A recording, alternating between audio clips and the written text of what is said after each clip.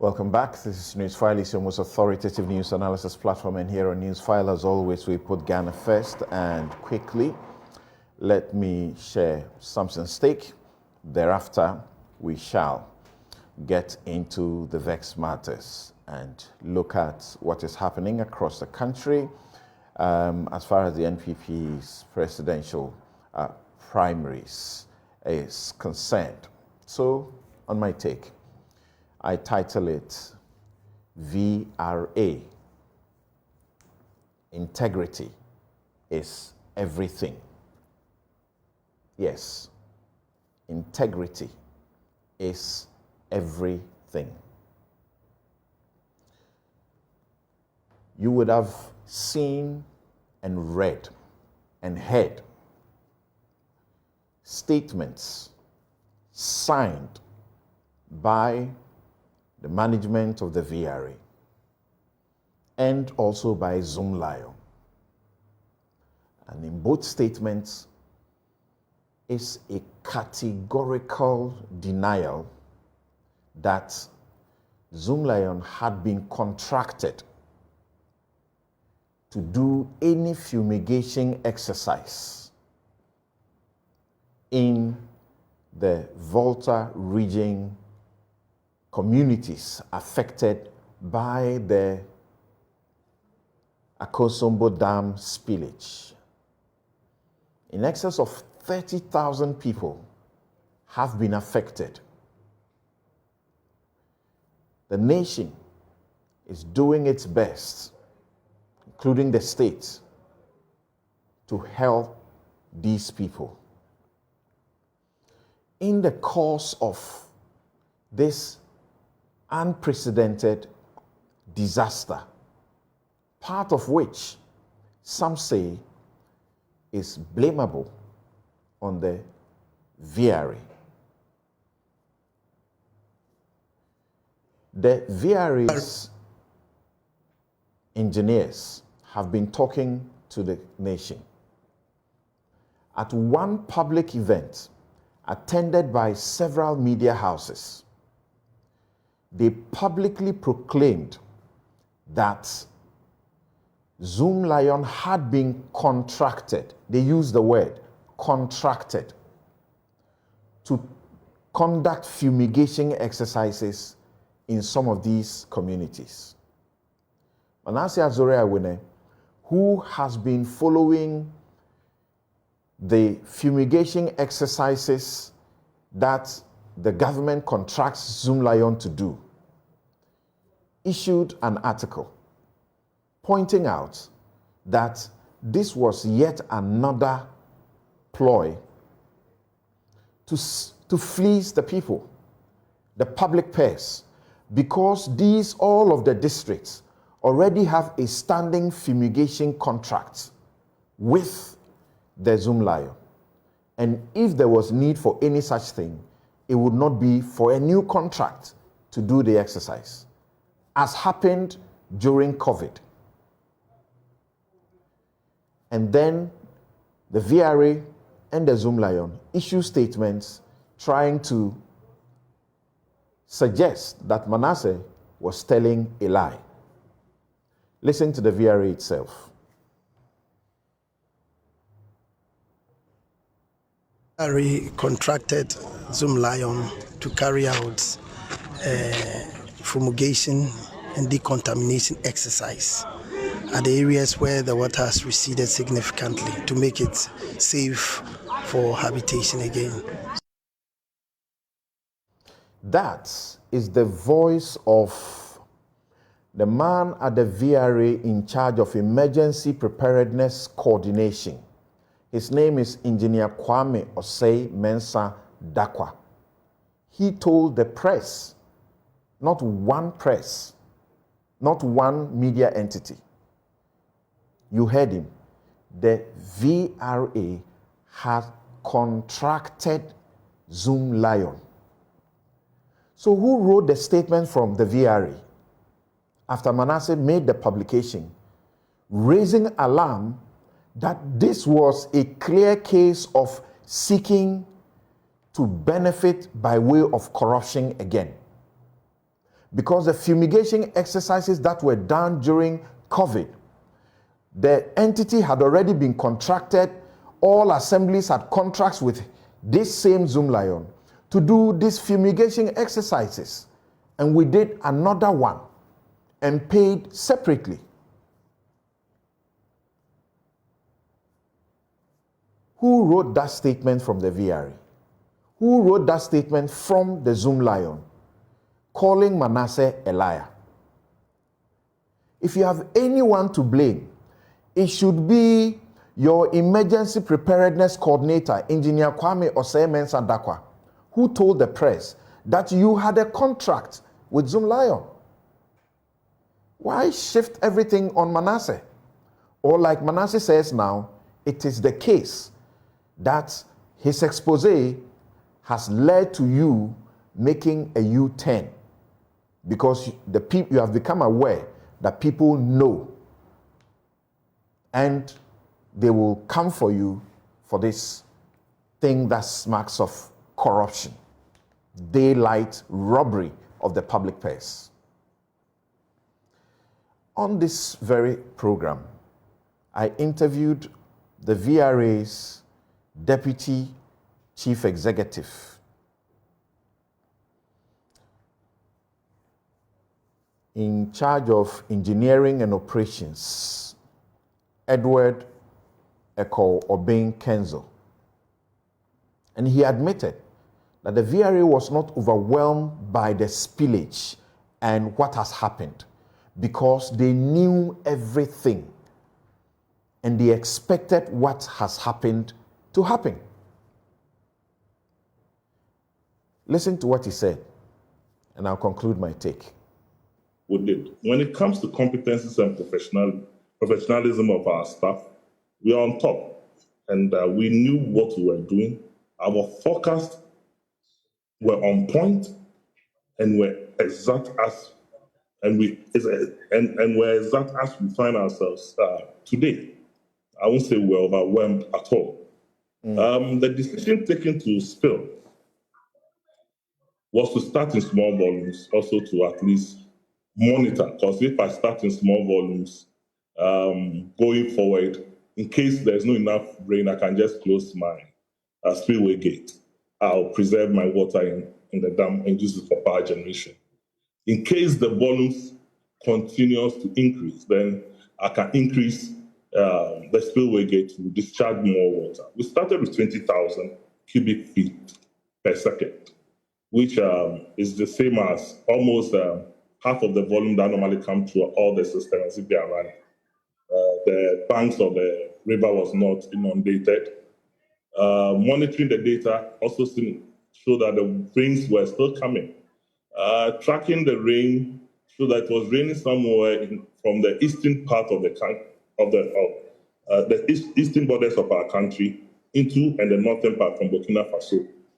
So which means that we have to increase the gate opening to contain the amount of water coming. So from the 15th September we started spilling up to 30th September, the flooding in the communities was very, very minimal. We won't say that there was no inundation. There was slight inundation around, but it was extremely minimal, which did not really affect the communities that much. But with that also, with that said, when we did the simulation somewhere in May, which the communities were the actors of the simulation, were totally involved, as concluded, at least some will move when they see these volumes of water flowing through to safe havens, to maybe friends and families and what have you.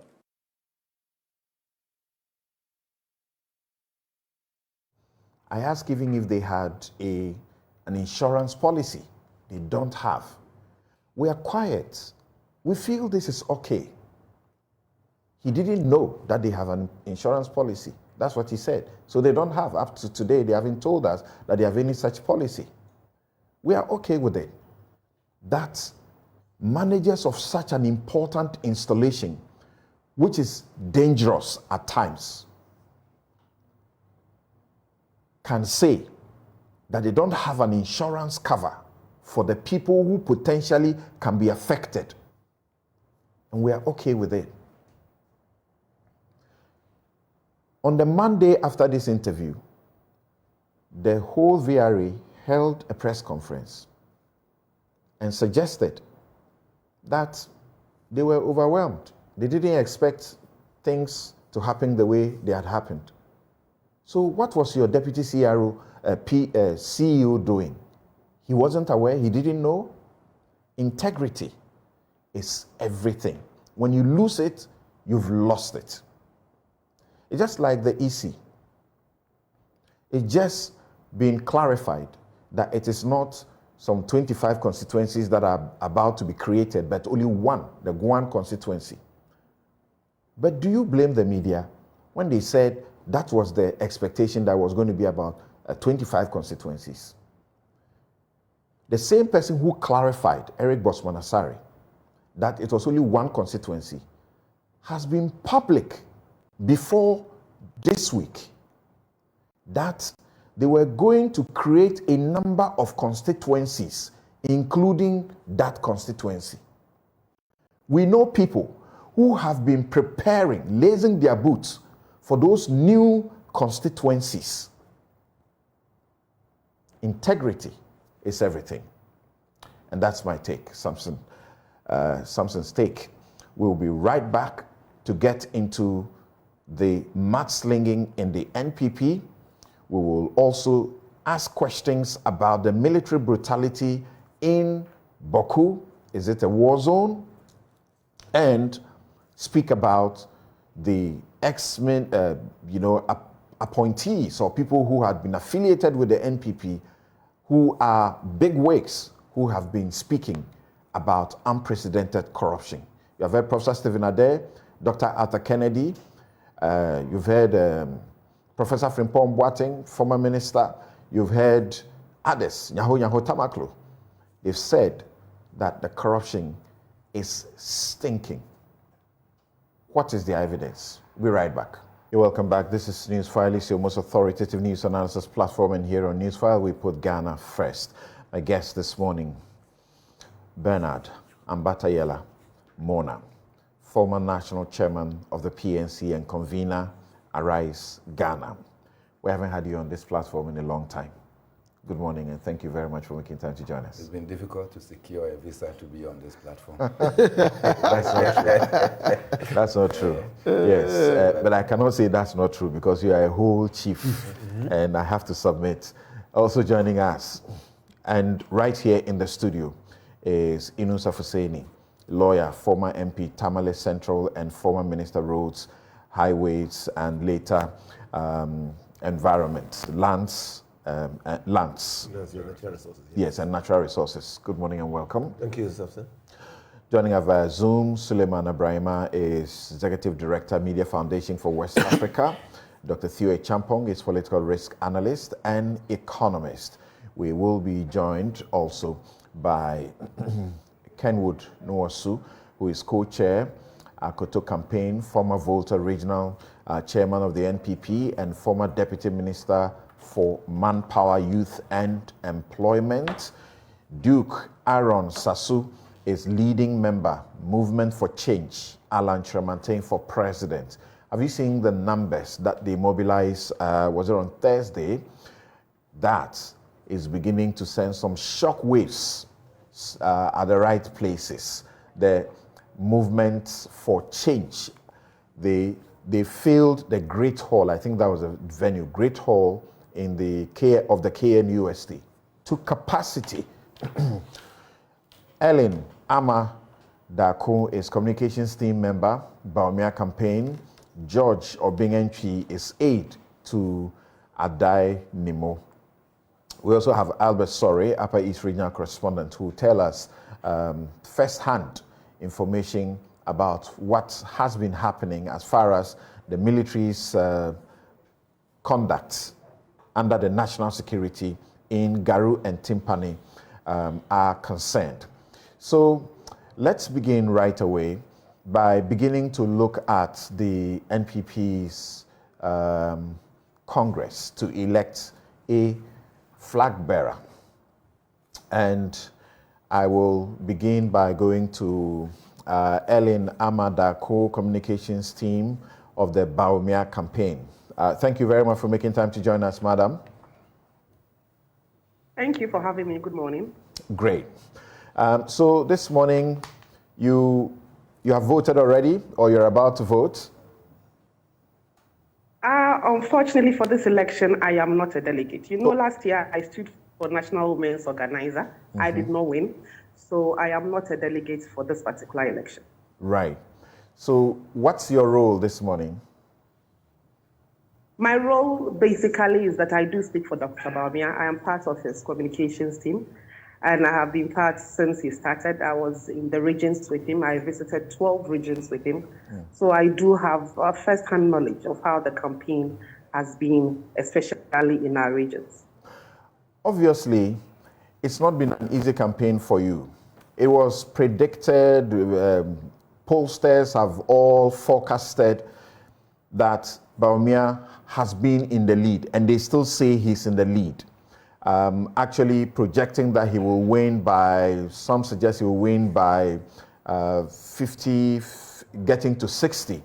But your campaign insists that anything less than 75% of the votes should not be taken seriously, because you are hoping to do up to that or even 80%. Where is your confidence coming from?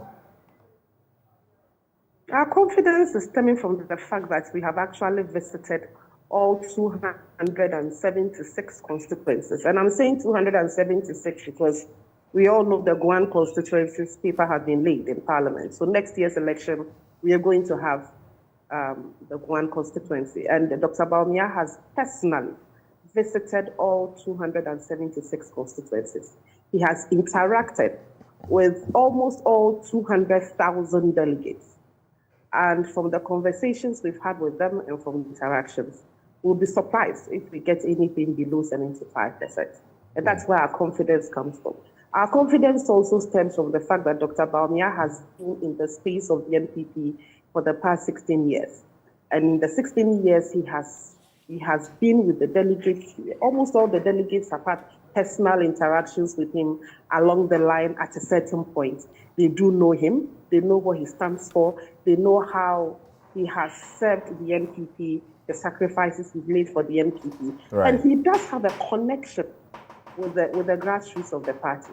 And when you do have such a connection, you are quite confident of what you will get. So that's where our confidence stems from. Right. Ellen, it's been suggested that you almost took the campaign for granted after the superdelegate vote, but until your contender, who is now put in the front run, Kennedy Japan, began to fire some salvos, making all sorts of accusations, attempts to bribe him, and among other things, that you had taken the campaign for granted until he began to say those things. What do you say?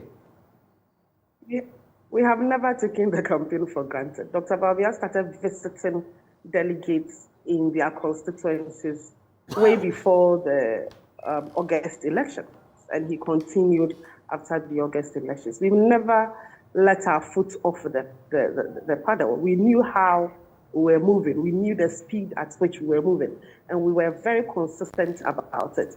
Perhaps people are saying that because of the consistency aspect and the fact that Dr. Bawumia directed those of us who speak for him, the communications team, his spokespersons, that there are certain accusations that you do not reply. We don't have to bother ourselves. We're focused on the goal. And the goal was to visit all our delegates and speak to them. We made sure we had visited and spoken to them before we started answering some of these accusations, including the one of the attempt to bribe him.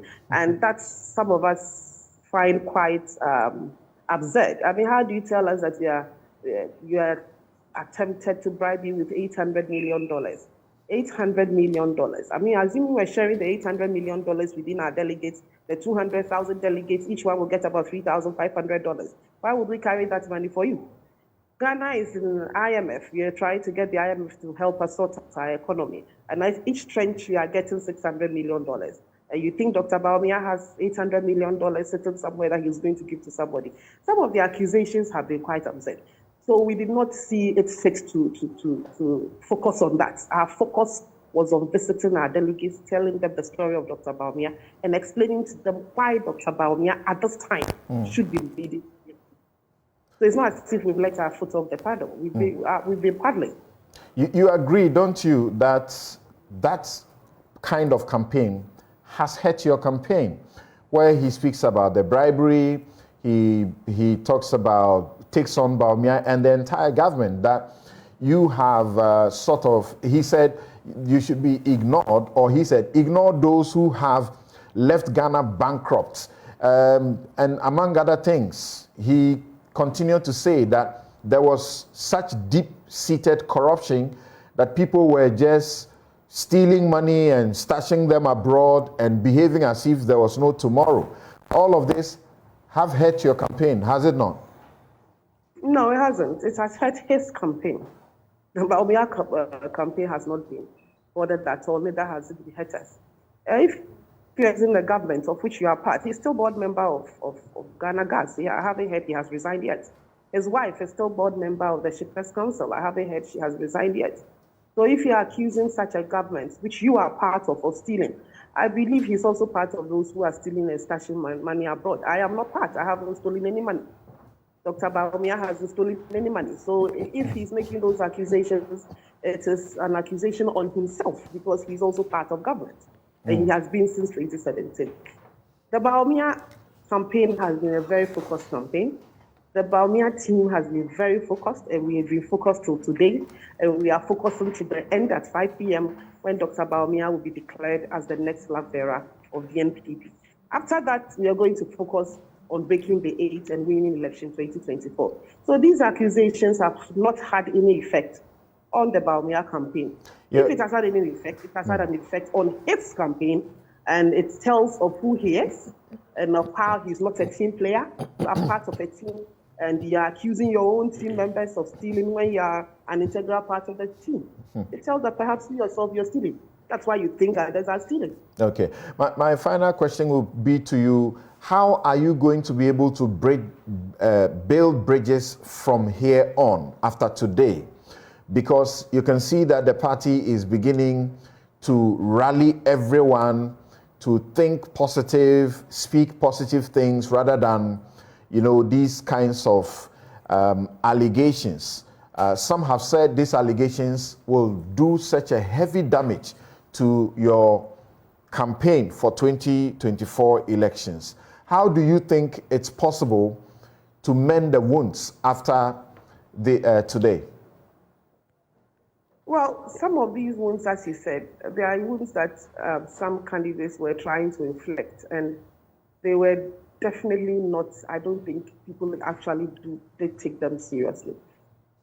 Team Bawumia, over the time, our policy has been that we would win, but would have to work with everybody. Team Bawumia is prepared to work with everybody when we win. Assuming we don't win, which I find it very unlikely, we'll still have to work with everybody, because we are all NPP first before we all decided to join the teams that we have joined. For some of us, and especially Dr. Bawumia, he believes in unity. He believes in bringing everybody together. And that has been his demeanor, that has been his pusher throughout all this campaign. You realize that he only addresses the allegations when they are made directly at him. He doesn't make allegations against anybody. Yeah, he said he was hearing one lie each day. So he was compelled to reply to some. His wife also tried to say something, and then Ken came back to say that if he attempted to reply Samira, her marriage will collapse. Well, people have been asking, see who is calling the kettle black. Well, now you see what I'm saying. Dr. Bawumia has been very focused on his campaign, and he's been very particular about unity after the process. Because when you know you were winning, when you know you are the one in the lead, you look beyond the contest. And that's exactly what Dr. Bawumia has done. We're going to come together after this as the great party we are. You cannot stop people from contesting. That is why it is a democracy. And that is why But you know that certainly these accusations that have been traded, particularly from Ken's camp, will be used heavily by your opponents against you in the 2024 elections. So this has been sort of a journey in self-destruction. Not necessarily. Who are our opponents? The NDC? The NDC is going to use this? Samson, let's move on. All right. Thank you. Thank you very much. Elections. Thank you very much, Ellen Amadako, communications team member for Bawumia campaign. We wish you the very best as you move around in the process. We are hoping that everything will be peaceful, so there will not be any issues. Now, let me go to George Obeng NP, who is aide to Mr. Adainimo. George, thanks for joining us on Newsfile. Thank you, Samson. Right. Some didn't give your team a dog's chance, but you're still, moving on. You are still strong. There were suspicions that after the super delegates, you may just throw in the towel. Yes, I mean that was what people thought, and as you note now, it is not so. It tells you of the brand. It tells you of the quality of Honorable Adainimo. People have generally accepted our message. What we are telling them is that the purpose of the new patriotic party is simply to participate in elections and win the elections to run the country. And so, if we look at the history of our elections, we are telling them that you realize that any time a party stays in government for 8 years and they go for any presidential candidate who was a member of the outgoing government in the next general election, the party doesn't win. And so Professor Mills couldn't win for NDC in 2000. The current president, who was then the candidate for the party in 2008, also failed to win for the party. And former President John Mahama also failed to win for NDC in 2016. And so we say that if you want to see a different result, then we've got to do things differently. So let's look for one who is not a member of this administration, one with strong charisma, with strong nobility, high level of integrity and dignity to lead the party. And that will help the party to retain power in the next general election. And people have believed that. People think that is okay. Have you been, yes, and that's why you have tagged your man, the fresh face. Yes, but have you been able to visit all the delegates as you need to do? Because the suggestion is that, you don't have the wherewithal. Well, I mean, in the special college election, we did, we went all around the country, and we had meetings with the delegates who were part of that special college election. That was a small group. Yes, with this main election, we had a different strategy. We have coordinators all over the constituencies, the 276 constituencies. We have coordinators there. So, we had a plan, to engage, those we think that we'll be able to, support Honorable Adainimo's cause. So we didn't necessarily, move around, all the 276 constituencies.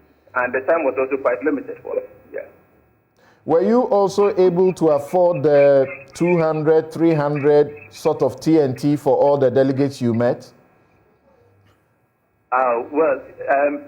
No, I wouldn't put it that way. Something is the campaign process is such that if you invite someone, to meet you, at a point, it is just appropriate for you to take care of the person's maybe transportation and maybe lunch or something. Yeah, that's been admitted by. I know you don't like me when you don't like it when I say the front runners. That's been admitted by campaigners for the front runners. I'm only asking. Have you had the pocket to be able to do that? Give them 200, 300 and so on for how many delegates in excess of 200,000. Well, I mean, what you do is you look for a target. You look for a target, so you work with that target, not necessarily the entire, delegate. Right. So this morning you go out in the conviction that by 2 p.m. you would have won the day. Anyenini would have won the day as the flag bearer. That is our expectation. Let me pick your mind on this. That's be my last question. Somebody framed up a message this way. He said that he listened to Joy and he heard representatives of 2 of the presidential aspirants justify that they pay travel and transport, that's TNT, when they meet the delegates, as you have just confirmed. I mean, it's public knowledge. They further suggested that this may range between 100 to 200 per delegate. Let's assume they are being candid, with the NPP having 200,000 plus delegates. This equates to 20 million Ghana cedis to 40 million plus per candidate just to meet delegates, or 80 million to 160 million for all 4 candidates. We should ask ourselves, where is this money coming from? Kolebu dialysis unit is owing 4 million Ghana cedis. Because of that, it's been shut down, and so far we are told 14 of renal dialysis patients who couldn't afford to stay alive have died. What do you say about that? Well, Samson, what I would say is that we will have to separate public financial administration from, private enterprise. If someone believes in a candidate and supports the candidate in a way of maybe financial contribution, I think that is okay. But once, we are not looking at maybe the use of public finances, I think, that person wouldn't come in. Because, everybody, once you have your money, you determine what you do with your money. All right. Thank you very much. We wish you the very best as you go about your day today. That was George Obeng NP, to Anyenini, who says he's a fresh face, and they believe that they will carry the day by the close of today. Kenwood Nosu, co-chairman, Akoto campaign, former Volta regional chairman, NPP, and former deputy minister for manpower, youth, and employment, also joins us. Thank you very much, Kenwood Nosu. Hello, Mr. Nosu. Thank you for having me, and good morning to your cherished listeners. Right. So, Akoto, every year, there's those who have said, like Anyenini, you're wasting time, you're wasting money. Why do you do this when you know you can't win? What do you say to those people? We haven't been in this game for fun. We cannot say we are in the game knowing we cannot win. We have worked over a period, a long period, probably even more than any candidate. We have worked hard. We have had assurances and support of our party supporters, on the ground. So we are convinced that we will win, and the worst scenario will be a runoff. Right. We are looking in the pictures, and Dr. Bawumia has arrived at the NPP headquarters where they are voting, and he's just about to cast his vote. His beautiful wife, Samira, just by him. She will have a vote too, correct? Yes. So the thing is that you ought to be realistic. Are you being realistic about your chances? We are. Very realistic. And the outcome of the super delegates doesn't tell you anything? No. The super delegates constitute less than 1% of those who will decide, our fate today. And the nature of the composition of the super delegates, was such that we knew that it would succeed. However, our determination was to scale through the super delegates, and come to this level where we are now and where we know our strength. All right, thank you very much, Kenwo Nwosu. We wish you the very best today. Thank you very much. Right, and it's important. The last person we're speaking to, Duke Aaron Sasu, is a leading member, the Movement for Change, Alan Chermanting for President. And this week, or in the course of this week, if you have seen the showing that they made in Kumasi, and we'll show you some of the footages of that, at least some of the pictures. If you haven't seen that, Alan Chermanting appears to have been able to mobilize an army, such a mass of people, all in yellow shirts, in the Afrafranto, and people say, well, he should have been in today's contest, and he's not there. It does appear that he will make an impact in the NPP's attempt, what they call agenda breaking the eighth. Aaron, how do you feel, first of all, that you would have been in this race this morning, and it would have been possible that Alan could win? I won't break my glass.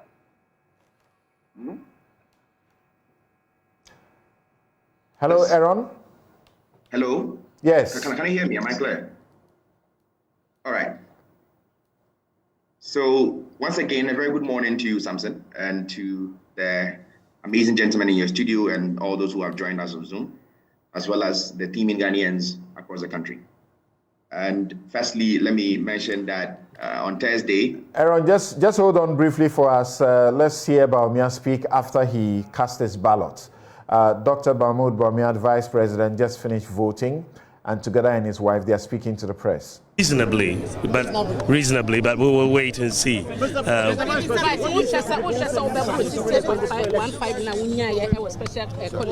a minute, person may predict it, but we'll see what happens. But with voting, you have to wait for the counting to be done. It's a baby declaration on that wine a flag bearer. Any day when you miss him, me bomb pie say, me that's it. So the Vice President, he says he's confident of victory and is hoping that the process will be smooth after. So he's done voting here. We're still expecting the President Nana Akufo-Addo to also come to. Dr. Owusu Afiya Koto, he's a patron and he's got voting right, and he himself would also be coming here to vote as well. So it's clearly a very big day for the NPP. Let me see if I can get Steven Asamoah Boateng to speak more on these matters. The Vice President, we can get from here, but it is indeed. NPP headquarters. Dr. Bawumia just finished casting his ballots and expresses optimism that he will be declared winner in the end. But he's still cautious about it, and he's praying and hoping, as he tells them, that it's in the hands of God, even though he's hopeful. Now, so Aaron, I was saying that how does it feel for your camp, Alan Chermanting? He may have gathered such a crowd at the KNUST, but this would have been, as people say, his better option and chance to becoming president. Today, he's not part of the process. The greatest option for Honorable Alan John Kwadwo Chermanting is what we had glimmers of on Thursday, that young people from diverse backgrounds volunteered that they want to be a part of his campaign. And these very young people invited him with a focus on Ashanti region, that we, these young women and children, these amazing young people who are who desire, who have great ambition for this country, says that we want Alan Kyerematen to be president, and that his ideals of establishing a government of national unity and his ideals of his policy proposition of industrializing this country is what this country needs, and that the duopoly as exists within the NPP and NDC must be halted. And Alan Kyerematen is the best candidate to break that duopoly. And so on Thursday, at the CCB auditorium, the Central Classroom Block Auditorium, over 3,000 people. Oh, it was not the Great Hall. Thank you. Exactly. Who have volunteered to be active campaigners for Alan Kyerematen. So the people you saw were not just an invitation to the general public. These are people who have personally volunteered by calling Alan Kyerematen personally that we want to be part of your campaign. And you're going to see similar events across the country, across all regions across the country, where hundreds of thousands of people have already volunteered that they want to be part of the campaign actively. And you see this very, very program across the country.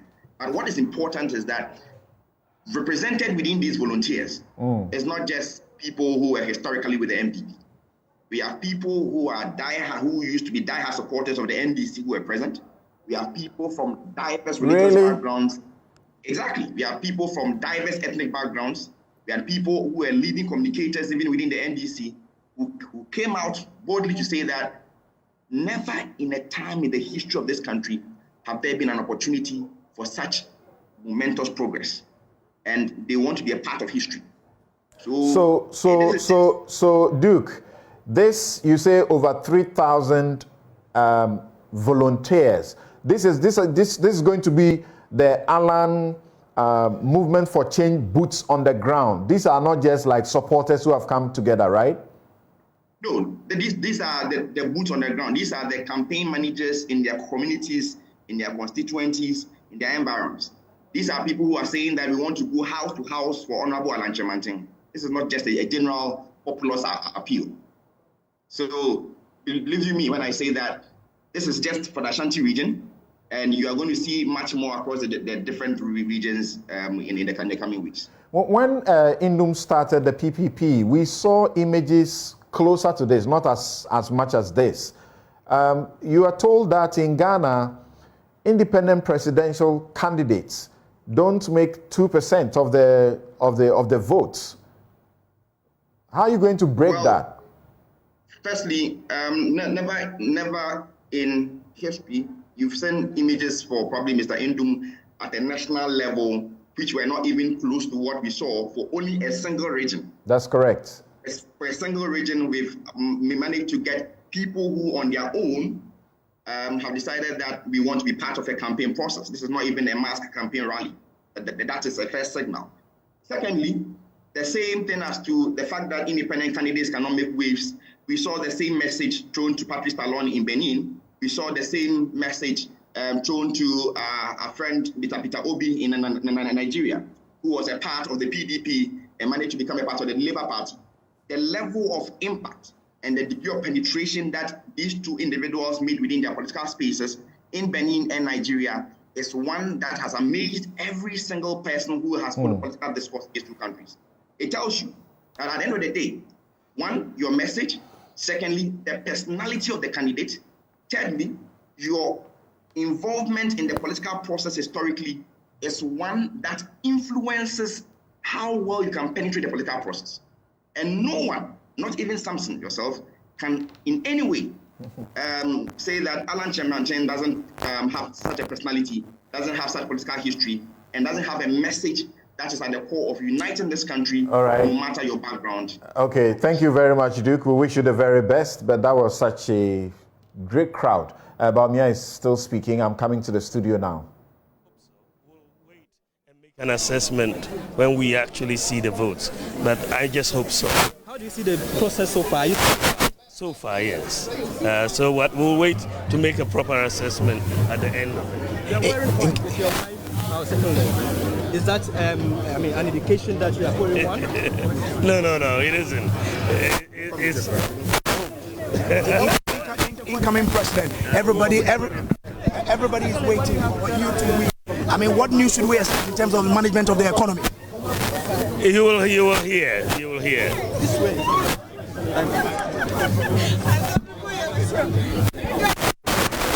All right, so now let's come to the studio.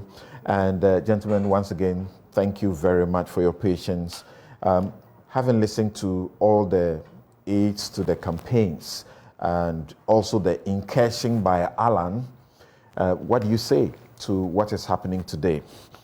Particularly about how the NPP is able to forge as a united front after these processes. Alan is out. He's angry. His people are not happy.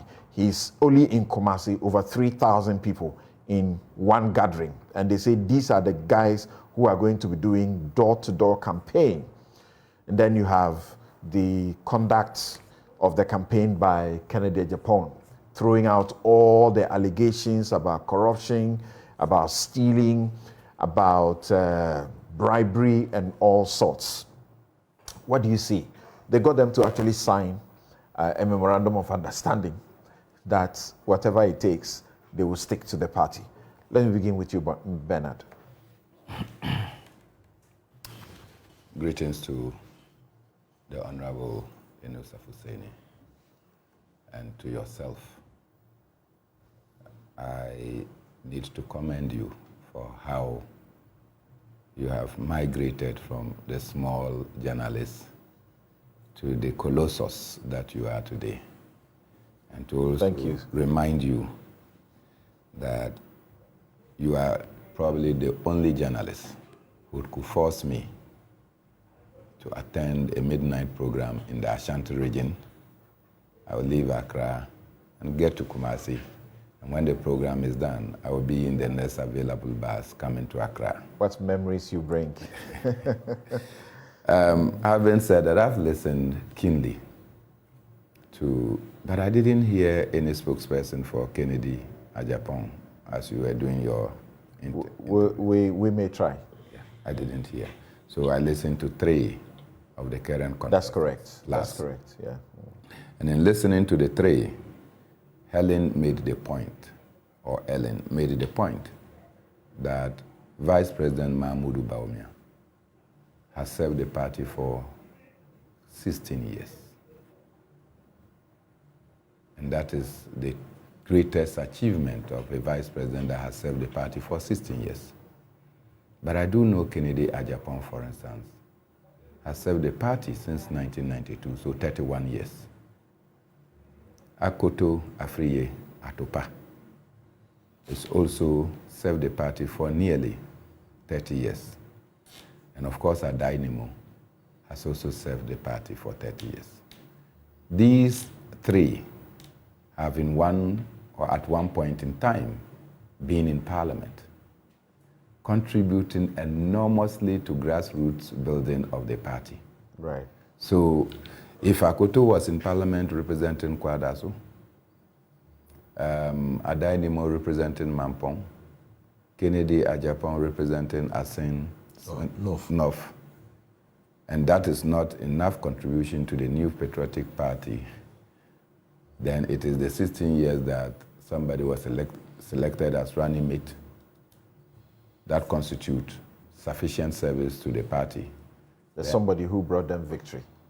Well, victories. I'm not sure that Kennedy did not play a part in that victory. And you cannot exclude the role that Akoto Afriye played to that victory.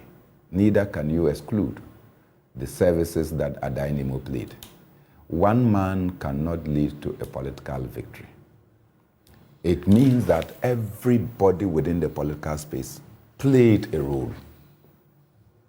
The fact that you have been put as the running mate does not mean that it is your running mateship that brought the party to victory. In fact, there were people who were on the sidelines. People like Sami Awoku, people like John Bwedu, people like Hamid Mustafa.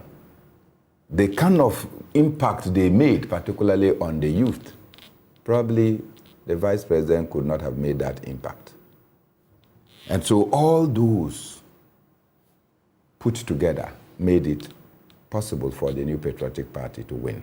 So let's not. But they themselves admit let not that, one person. but for the intervention of Dr. Bawumia, they couldn't break the NDC's monopoly in our part of the country, as in the regions in the north, as happened with Bawumia.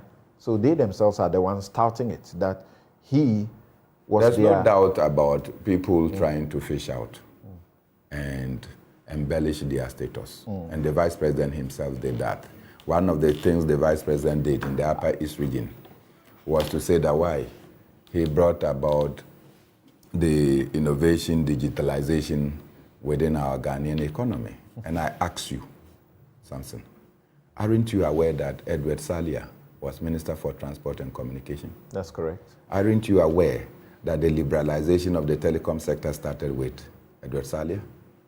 Aren't you aware at the period where Mobitel came into this country and you could hear the adverts, Mijina Abontin and Ameka say, at that time Bawumia was the one leading the chat?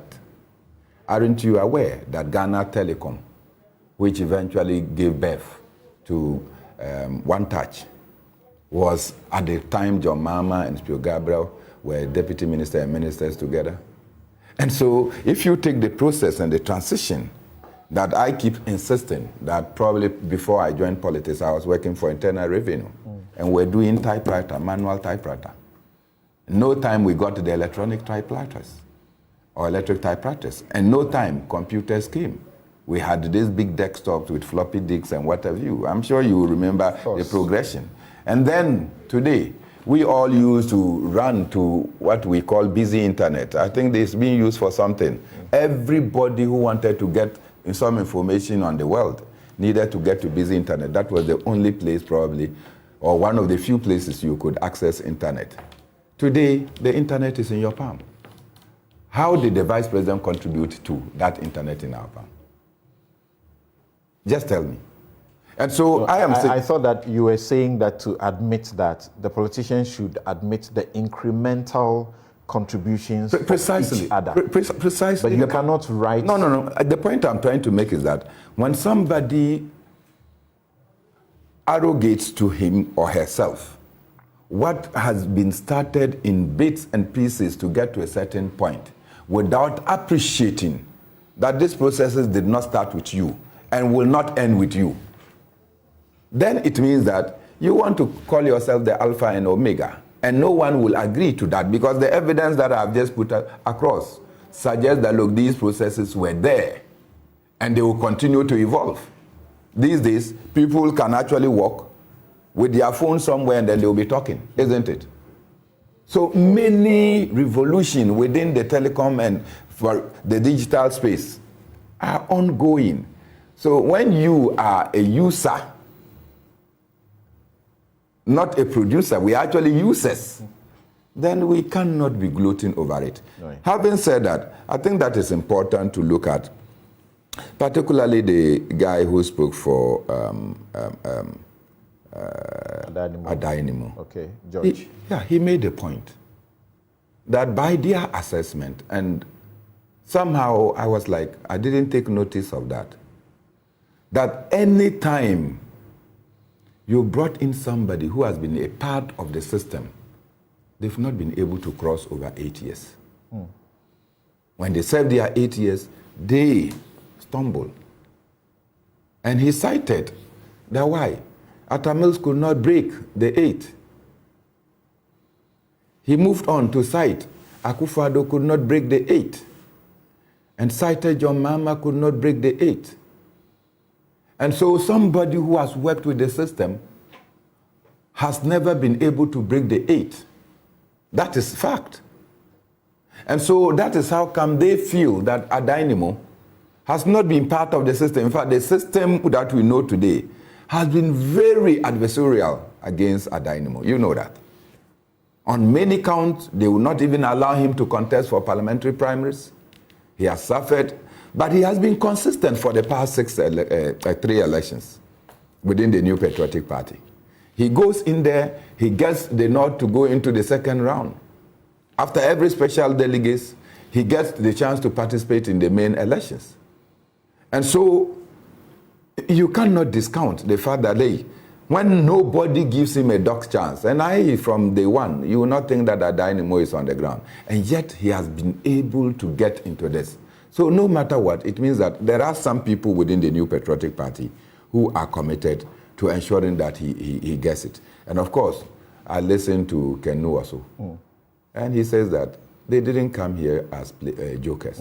They came in, they managed to be part of the top 5, and here they are.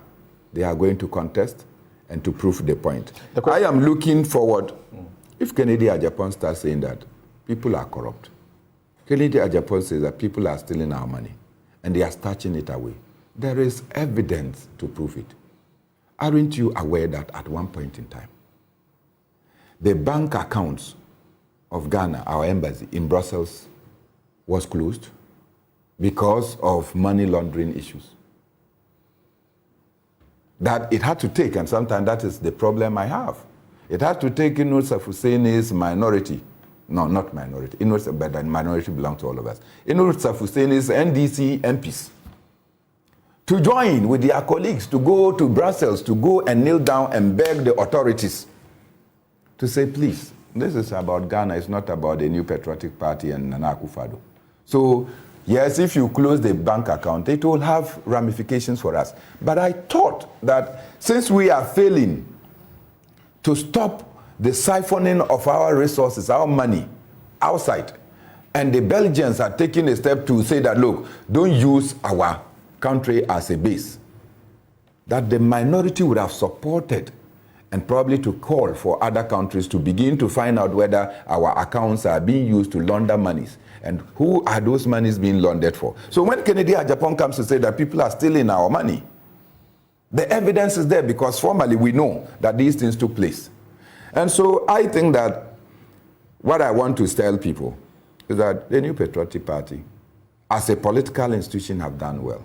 The party executives are here. So the question we're asking, as a trade of these allegations, particularly in the last few days to today, do you think that they are able to do what the General Secretary, for example, says? He says that NPP will come out from November 4 elections stronger. That's Justin Kodia. Gabia Asro-Chiridako says that don't be fooled to think there is this unity in NPP. And he says they will come back stronger. There are others who say this has been the pressing of the button of self-destruction. Well, if wishes were horses, we are told beggars who ride. And so these are the wishes. Otherwise, why will the NPP compel people to come and sign a declaration that win or lose, we will stick together? Why didn't they do that before the special delegates Congress, about the 900 people? So the exit of Alan Tremantin and the pronouncement of Kennedy Agyapong. I think it's a repeat. They did it. The pronouncement, they did it. The candidates signed that declaration, yes, and Alan went. Yes. And they have not gone to court to stop him from going. They suggested they could go to court to stop him, but so, they know that. You as a lawyer, you know that the rights, fundamental rights to association and de-association is guaranteed in Chapter 5 of the Constitution. That's correct. And so they can decide to associate with the New Patriotic Party or not to associate. So no declaration can come and invalidate constitutional provision. And so the NPP, I'm told that they are a club of cuckoo dams. So if you are the club of cuckoo dams, you should have known that this is a no-starter. Right. And so it's important that those pronouncements are made. But what is important here is that look at also the crowd that Alan pulled. Yes. That was shocking to me. They said they are not just like members for that votes. Was very shocking to me. These are volunteers who are going to do. And you know that Fridays are happy days for me as well. So okay. Yesterday night I met some of Alan's people. I met Hobson Adoi. I said, Bernard, the things we are doing on the ground, people have no idea. And I could see from where we were that even in the midst of wanting to have some distressing, they were moving from table to table and engaging with people. I just noticed that they spread and they were doing it, and I'm like, wow, We don't do politics only at serene places. Even in unorthodox places, they started a certain move, and I think that we should watch out. Finally, Samson, let me say that I wish the New Patriotic Party well, but I must conclude by saying that for the time that I have lived to be fully active in party politics, this is the most uninspiring array of presidential candidates that the New Patriotic Party has ever presented. Okay. From 1992, just go to look at the caliber. Just go to look at the metal that each one of them brought to the table. And come and look at the caliber of people who just run their mouths like diarrhea looking for the landlord in the house. From Kennedy Agyapong, the vice president has ceased talking about the economy, and he's no more talking about the exchange rates. He's no more talking about inflation. He's not talking about the GDP growth and its impact on the citizens' life and well-being. Kennedy Agyapong comes to say that the vice president knows who killed Ahmed Swale, one of your colleagues. And as we speak, there is no official response to say the vice president doesn't know. So if as vice president, you know who killed the Ahmed Swale, a journalist, and the police are struggling to find the killers, then in the unlikely event that you become president, how many will you kill? So I see also, I don't know how it is. No, but you have been told how not to take seriously allegations made by Kennedy Agyapong. Which one is that? Which one are you using? Is it not the same Kennedy Agyapong that showed the picture of Ahmed Swale? And everybody said he was just talking anyhow. And in the same Ahmed Swale was killed. If you don't take his pronouncement serious, I do. Because I have seen and witnessed that a journalist has died because Kennedy said they can kill him. Yes, Honorable News of Seni. There are those who say they have just been in a process of damaging themselves beyond repair for the 2024 elections. The NDC should be excited about that. Well, the NDC, first of all, let me greet Chief Mona. A long time. The last time I saw him was when we were demonstrating against the governor of the Bank of Ghana. And your good self over the weekend, week we were at Legon on homecoming. That's right. Yes. That was quite interesting. Now, I have said, and sometimes I feel that we are on the same path with your station in observing that the NPP appears to have pressed the self-destruct button. And we are seeing it play out every now and then in the organization of the Congress. Looking at what has happened since the declaration of the opening of nominations for the position of flag bearer of the party, one can clearly see that things are happening in chapters and in parts. It appears to me that the closure of part 1 of the book, selecting the flag bearer for the 2024 elections for the NPP, will close today. In that first part, we've seen accusations of intimidation, we've seen vote buying, we've seen the active involvement of government officials in projecting a particular candidate. We have seen the Chief of Staff ensconce himself in the office of the headquarters of the NPP, trying to woo special delegates to vote a particular way. We've seen the agent of the Alan Tremonten assaulted in the Northeast region. Beaten. We've seen the flagrant violation of voting rules where special delegates were compelled to show their ballots to the next standing officer, like a whip system. So clearly, for anybody, and particularly Gabi, to say that anybody who thinks that there is this unity in his party, in the NPP, is a fool. He says, don't be fooled into thinking that there is this unity in the party. I think it's responding to Kufuor, because President Kufuor has said categorically that factionalism and divisiveness is what is afflicting the NPP now. And so if he has not seen that there's disunity, some of his party elders have seen that. But let me begin on a serious note with the conclusion of my brother Bernard. There is a significant deterioration of the NPP under Nana Addo Dankwa Akufo-Addo. Significant. That institution has decayed or is decaying in the quality of leadership that is emerging. Quality of leadership? That is emerging.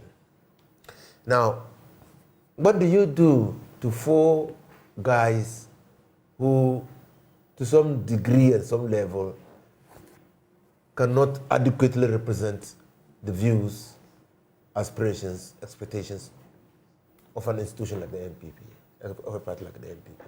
You obviously will have to choose one of them. If you are in the words of the late Honorable, what was his name? Mensah, J.K. Mensah, what was his name? The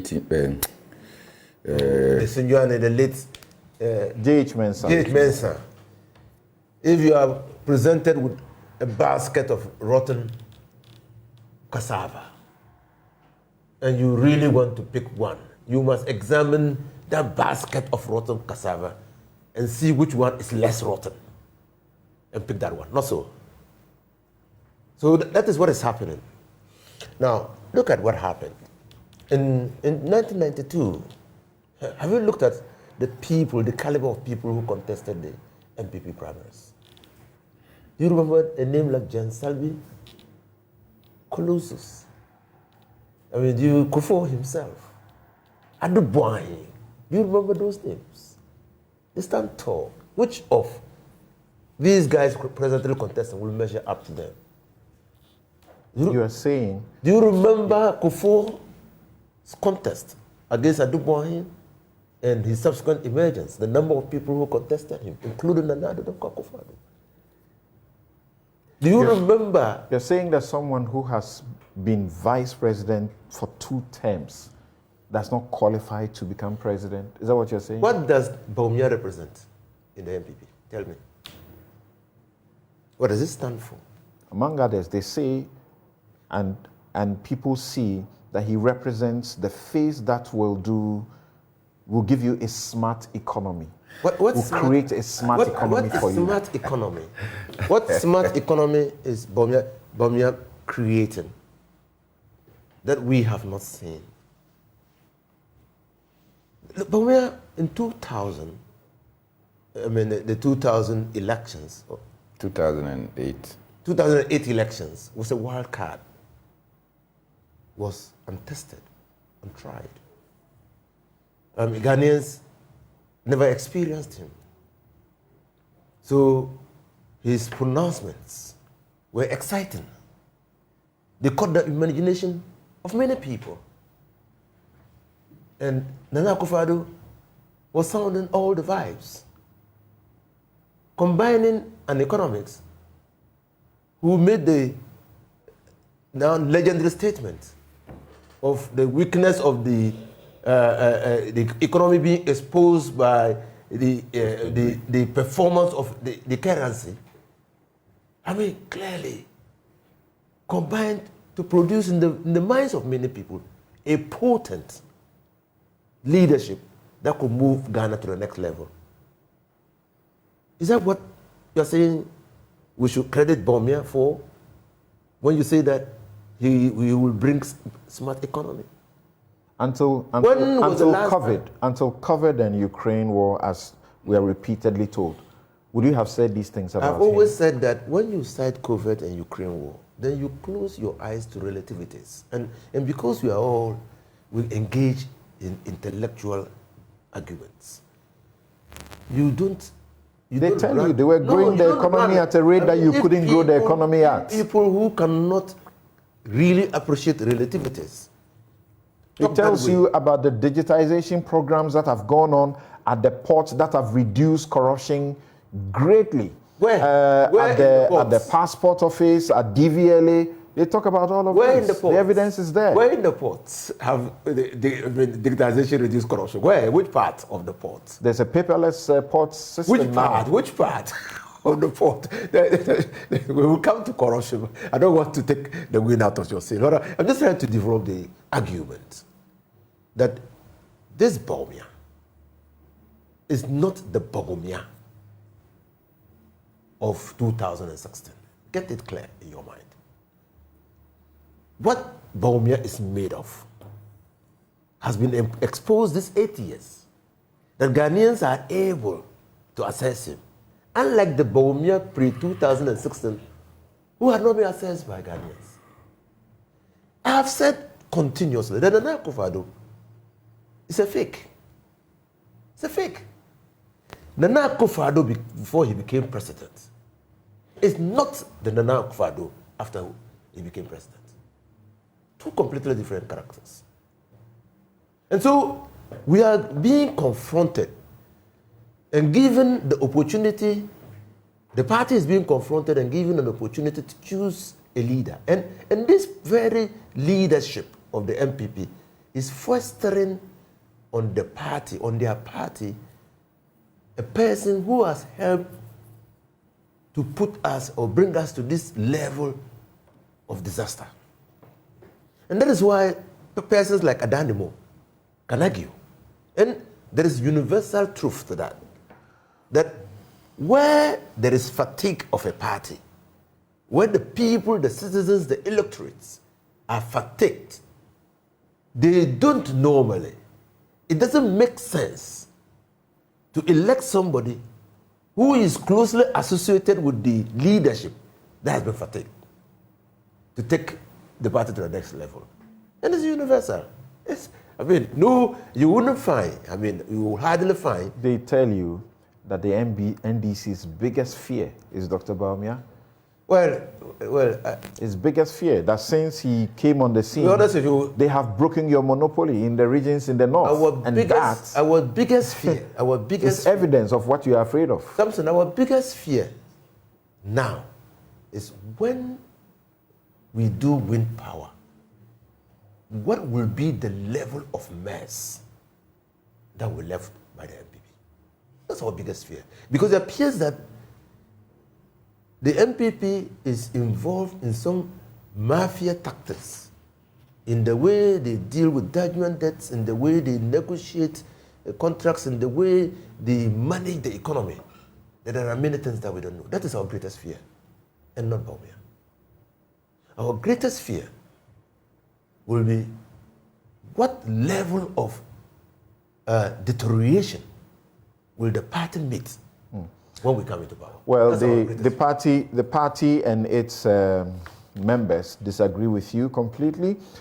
In the superdelegates elections, as you know, Dr. Bawumia garnered 629 votes, representing 68.15%. Kennedy Agyapong had 132 votes, representing 14.30%. Akoto Efriye had 36 votes, 3.90%, and Adainimo had 0.98%, only 0.98%. He had just 9 votes. So when Honorable News of Hussaini suggests that he represents somewhat, and as Bernard also sought to suggest, someone who is not with the system and may present a better option, that's what the party delegates are saying. And at this stage, they are the people who matter. They determine who will be the standard bearer or not. Let me go on the phone on Zoom now and get Dr. Theo Echampong joining us from his base in the United Kingdom. Thank you very much, Dr. Theo Echampong. Glad to be here. Great. And Dr. Theo Echampong is joining us, and he's always had his eyes on looking at the figures, and he also would like to look at what the Afrobarometer says and so on and so forth. He is no stranger, is political risk analyst and economist. So we are trying to understand if what has happened, particularly in the last few couple of months and weeks to today has not done too much damage to the NPP. There are those who say that they will not be able to recover. Where do you stand? Oh, I think definitely it will have some damage. The point really is that the NPP has been struggling for a while now, particularly on issues of the economy and living standards and livelihoods. And it is within that context that they are having these primaries with a number of people that are contesting to seek to lead the party in an attempt to, as they call it, break the eight. And when you actually look at the pack, for me, that Dr. Bawumia will win today's primaries, it's a foregone conclusion. The issue for a number of things there is really by what margin of victory should we expect? Because that would be the biggest signal, if any, of the extent of party unity. And that also could be complemented by whatever concession speeches the other candidates make.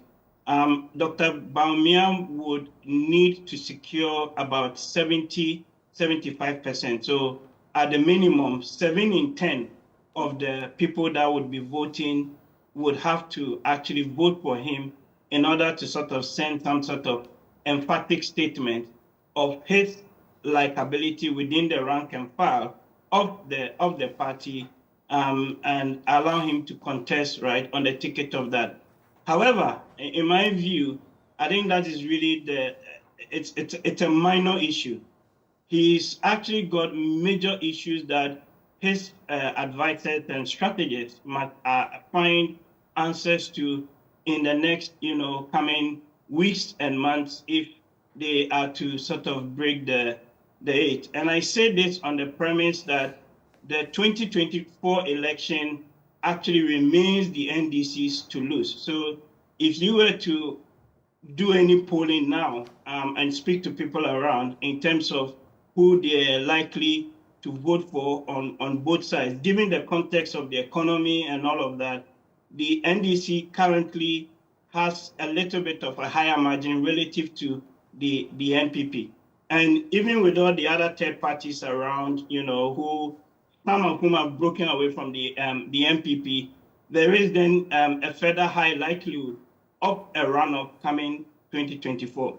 So if we accept that premise as given, then the question then becomes, how does Dr. Bawumia, couch his messaging in that context? And for me, it's important because, again, he was presented to us between 2012 to 2016 as the economic messiah or economic guru. And if you look at the evidence so far between what has been done and what the party has delivered, it's been suboptimal, right? There's been issues with the economy, debt exchange, IMF, livelihoods, borrowing, all over the place. And you remember Samson, at some point, even Dr. Bawumia asked the late Vice President Imsata the famous 170 questions, right, on the That's economy. Right. Yeah. And you begin to ask yourself, so perhaps is it time, for Dr. Bawumia to actually answer these questions himself? Because after all, Ken has asked him to answer them. He chairs the economic management team, and of course, he's been a core part of the Akufo-Addo presidency. Some have argued that there are constraints that have prevented him from sort of delivering, quote and unquote, right? And they've talked about other powerful voices and powerful individuals that in a way have prevented the vice president from doing what No, the argument has been that this kind of talk appears to pitch him as the president, not the vice president. Exactly. But even importantly, Samson, so how in one breath does Dr. Bawumia, for example, claim successes for things like digitalization, but not the cedi depreciation or cost of living or borrowing, or the very things that, right, at one point he championed and did a lot of, advocacy on, to the point that, again, if you look at relatively, the NDC at that point was even tagged as quote and unquote incompetent, right? And It then led the NPP to win the 2016 election with one of the biggest margins by far that we have seen in the Fourth Republic, right? So you see that from that time, the NPP had a lot of goodwill, and the goodwill, in my view, has been squandered. So the question fundamentally now is, what is going to be different this time under a proposed Dr. Bawumia presidency? Because he's going to win the primaries. The question also to you, Dr. Theo Champong, is that until COVID and Ukraine, would you say what you are saying and trying to attribute to Dr. Bawumia that they have not performed? We have had this debate here. Yeah, I know, but everybody manages an economy everywhere in the world. There will always be constraints. There will always be shocks. There will always be things that come and go. That is the nature of the world that we live in. So it's not like you are managing the economy in a vacuum and saying that, oh, there won't be shocks and all of that. And even before that, they were warned, and there were warnings all over the place, right? So it is difficult for me to accept that argument that, oh, but for Russia, Ukraine, then maybe things would have been better. You have been brought in to fix a problem. And part of fixing that problem also means having to deal with issues that come externally. And in this particular instance, like we said, they had an underlying fiscal ailment in terms of the borrowing or the excessive borrowing. So you cannot isolate that factor and say, oh, but for COVID and Russia, Ukraine, then the economy would have actually ended up crashing. So as an economist, we have gone over this issue over and again here, but let me ask you now, from where you sit, have COVID and Ukraine impacted the world in an unprecedented manner? Yes or no? It has. Yes, it has. The question is, what has been the response by different countries that Ghana, is no exception to, even amongst our neighbors, amongst our peers? So it's a bit of a difficult argument to say, yeah, it has affected everybody. But some people have actually been able to withstand it better than others. Just like COVID, those that had diabetes and things ended up being predisposed and dying, and others that had a better immune system were able to withstand the shocks. Our immune system was weak as a country. It's as simple as that. You speak. It's important, Samson, quick one. Okay. It's important because, again, remember that the candidature of the man was presented to us as somebody who's got the solutions to the issues of the country. Very, very important. And then you come in and there are all these issues. So you cannot isolate what or the rhetoric that Dr. Bawumia delivered between 2012 and 2016 and all the lectures and all the issues that many of us, warmed up to. Those issues that he raised about depreciation, cost of borrowing, excessive borrowing, IMF, are equally as valid today as they were. Now let's bring the focus back onto the voting happening.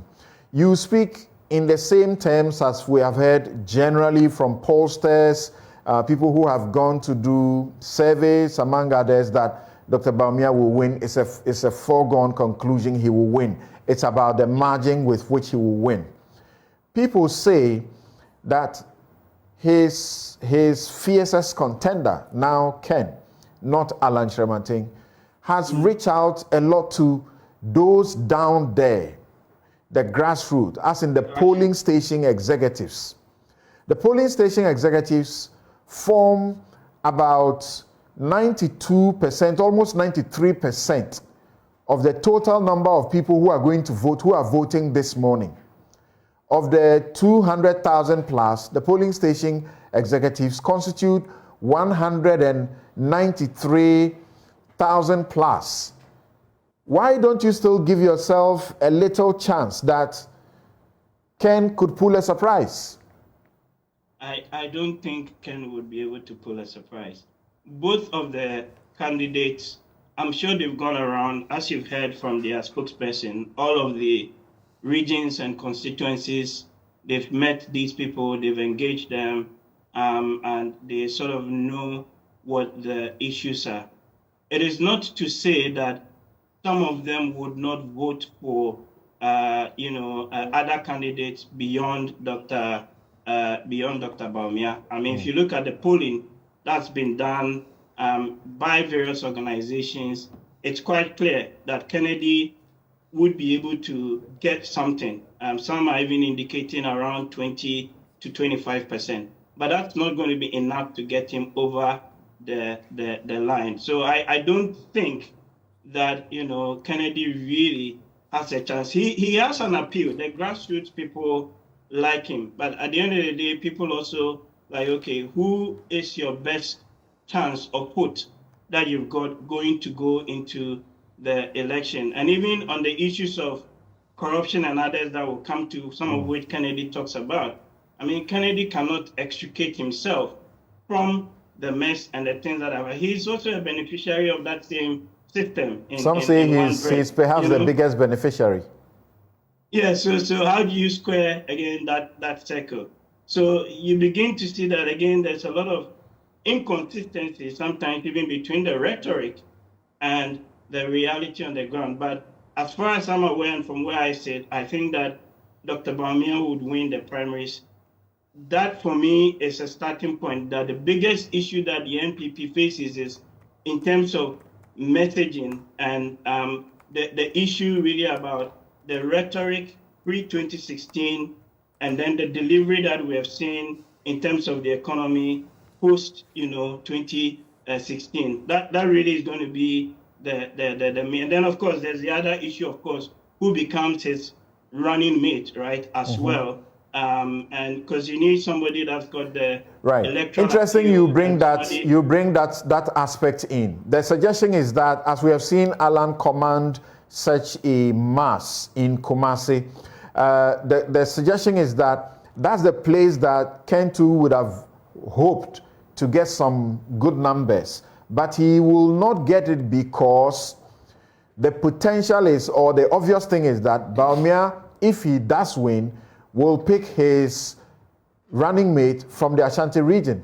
And so they too would like to, even the MPs themselves, would like to mobilize their people to make a showing so they can actually make a pitch that my constituency gave you these numbers. What do you say about that? Yeah, so our politics has always been based on part ethnicity, or some will call it identity politics, right? And you need somebody that can mobilize people at the grassroots to come and vote for you along certain lines. It could be along religious lines, it could be along ethnicity-based lines. And if you look at the way we've done our politics since 1992, typically you have one candidate from the northern part of the country and then another candidate from the south, at least amongst the two main parties. So definitely, Dr. Bawumia would have to choose, for want of a better word, an Akan candidate, right? All right. To where he chooses that person from, that becomes a bit interesting, because I think the Kumasi or the Ashanti argument has been made quite strongly, because that's really the heartland of the party. If you look at votes or actual number of votes that they do garner. But then you cannot discount, of course, the Alan factor and all of that. So you need a strong candidate that has that appeal and can pull the vote. Because at the end of the day, if your core voters stay out because of apathy, because of issues with the economy, then you're going to lose the election. It's as simple as that. Okay, thank you very much. Let me go to Suleimana, and then we'll take a quick break, return to go to Boku to find out what exactly has been happening. Two different versions of the story as to how the military eventually went and brutalized some of the residents there and other things. Now, Sule, thank you very much for your patience once again. From where you look at things as a man who is deep in the media, what do you see when you look in the crystal ball? Well, Samson, thank you very much, and good morning to colleagues and our listeners and viewers. Well, I share the same view that in terms of the outcome of the ongoing primaries, it's almost a done deal that Dr. Bawumia would emerge the winner. What I'm not too certain about is the projections that his supporters are making in terms of they being disappointed if he ends up not getting up to 75 or 80%. I have some little doubts about that because I do expect that perhaps Ken may do well than they are expecting, and also even the former Agric Minister Afriya Koto may as well pull some figures here and there that may reduce the expectations that they do have. But all of them not enough to win? I don't think that. Of course, I mean, they are contesting individually. I don't even think that all of them put together may be even able to drag this into a runoff in terms of Dr. Bawumia not being able to secure an absolute victory. And so, for me, it's about the margin that we'll be looking at.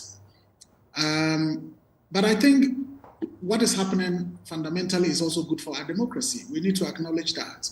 You know, for our democracy to grow, we need these kinds of internal party contests to be, as it is, quite keen, quite robust, and all of that. Yes, there are the downsides in terms of the monies that are being thrown out, you know, here and there, the monetization, which is a problem of our general politics. But to have, you know, an internal contest within our political parties as it's happening now, I think that is certainly something that is quite a positive thing.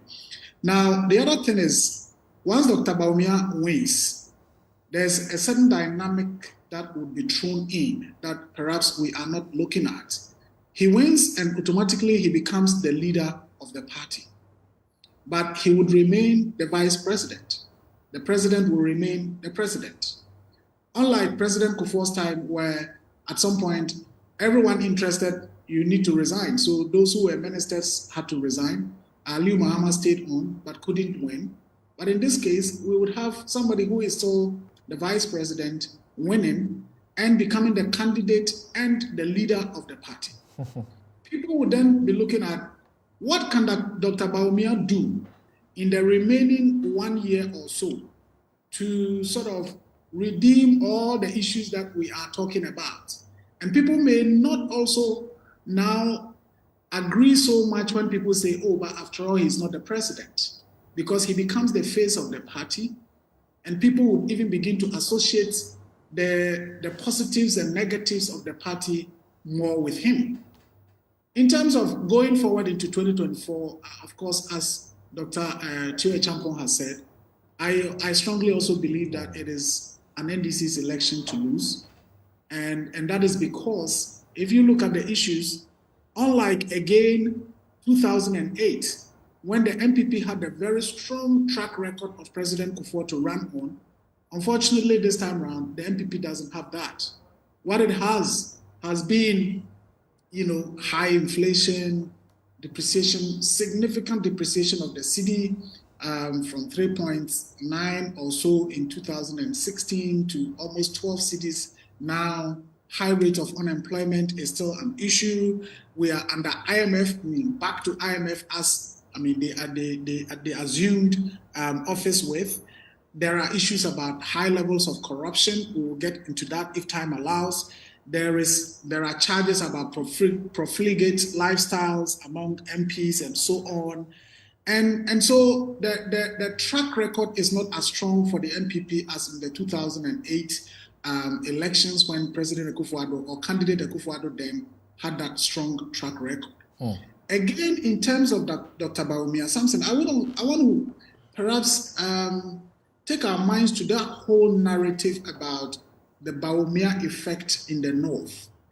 Now, looking at the data from the North, I think what is happening is that generally the NPP has appeared to be ascending over the years. If you look at 1992, Professor Eduboahin got about just 16% or so of the votes in the North. Then you came to 1996, President Kufuor moves that to about 30 or 33%. There was no Bawumia then. And we are talking about from 16 to about 30. That's doubling of the support. And from then, you would see an incremental, proportion for the NPP's votes over time. At some point, you may say, well, this is just about 2%, 3%.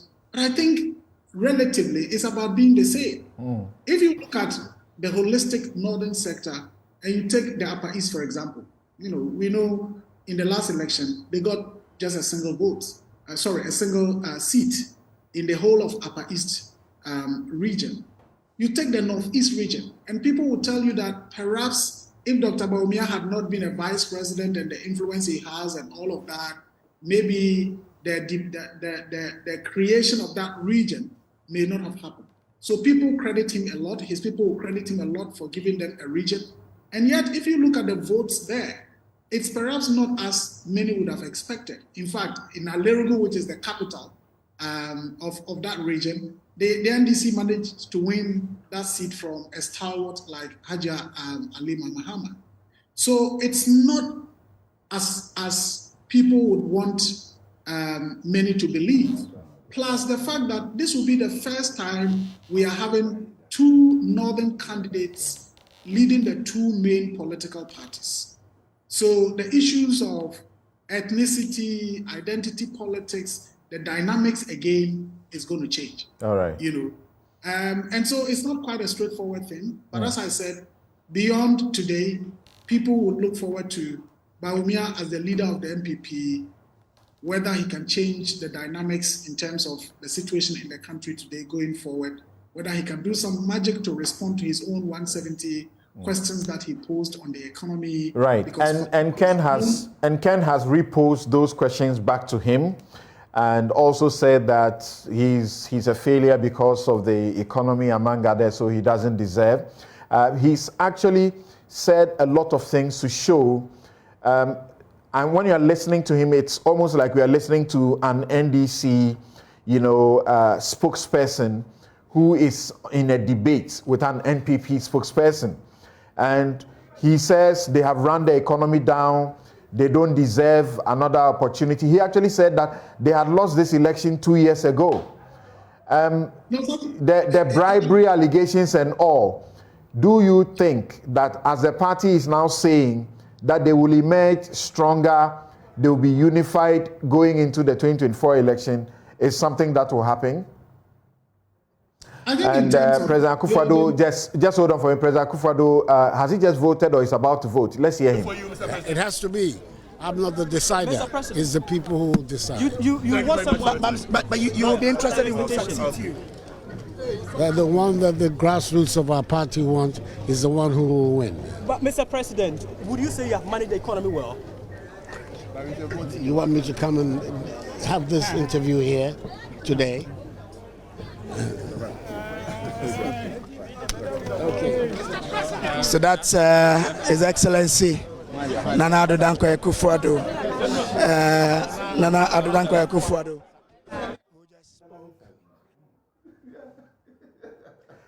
All right, so the president has finished casting his vote and he's leaving. And I'll tell you why my guests in the studio are laughing, and even on Zoom are also laughing, because the question was posed to Bawumia earlier about the economy, and he said he'll speak about it later. Then the question has been posed to the president again. Simple. Will you say you have managed the economy well? He could have said yes. He could have said whatever. But he said this is not the time to be answering such a question. Sule, I saw you also laughing. Why? What is it? Yeah, Samson, I think in terms of building consensus post the elections, as politicians, I'm sure they will find a way of dealing with that. They'll do it. As I said last week, it's gotten very personal, has it not? You think they'll be able to mend the cracks? It has, but I don't expect that Ken or the others would say, look, I'm breaking away, or I'm running as an independent. I'm sure they would find a way of bringing them together. Ken has already said this morning that whoever wins, if he loses, he will help the person to campaign in the elections. The thing will be whether or not one team will accept the other and his people?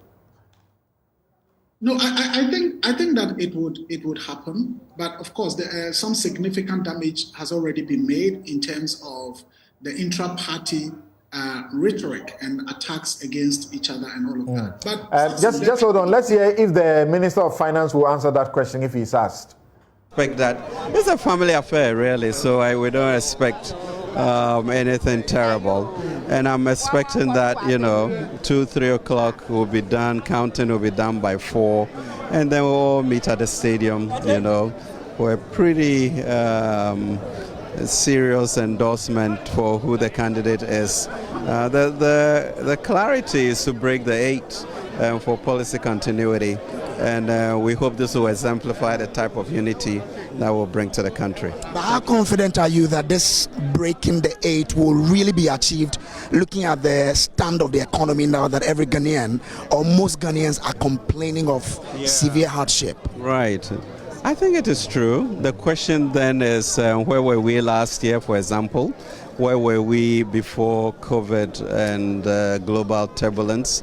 And what have we been able to do since last year? And you can see how inflation has come down by some 16%. The growth is very strong, 3% compared to 1.5% that was expected. Currency has been mostly stable since February, and we intend to continue that. As you know, we went through the IMF reviews and with pretty good marks, where the world is saying that Ghana has paid its dues. Obviously, the domestic debt exchange was a very painful process, but it also showed our resilience and our determination to sacrifice to get to a better future. We are now also in the middle of a growth agenda that would run in complement to the IMF program. And you saw last Friday what we held, a mutual prosperity dialogue, to begin stakeholders to know that we, Ghana, we are resilient, we are a nation of a manifest destiny for greatness, and we'll do it.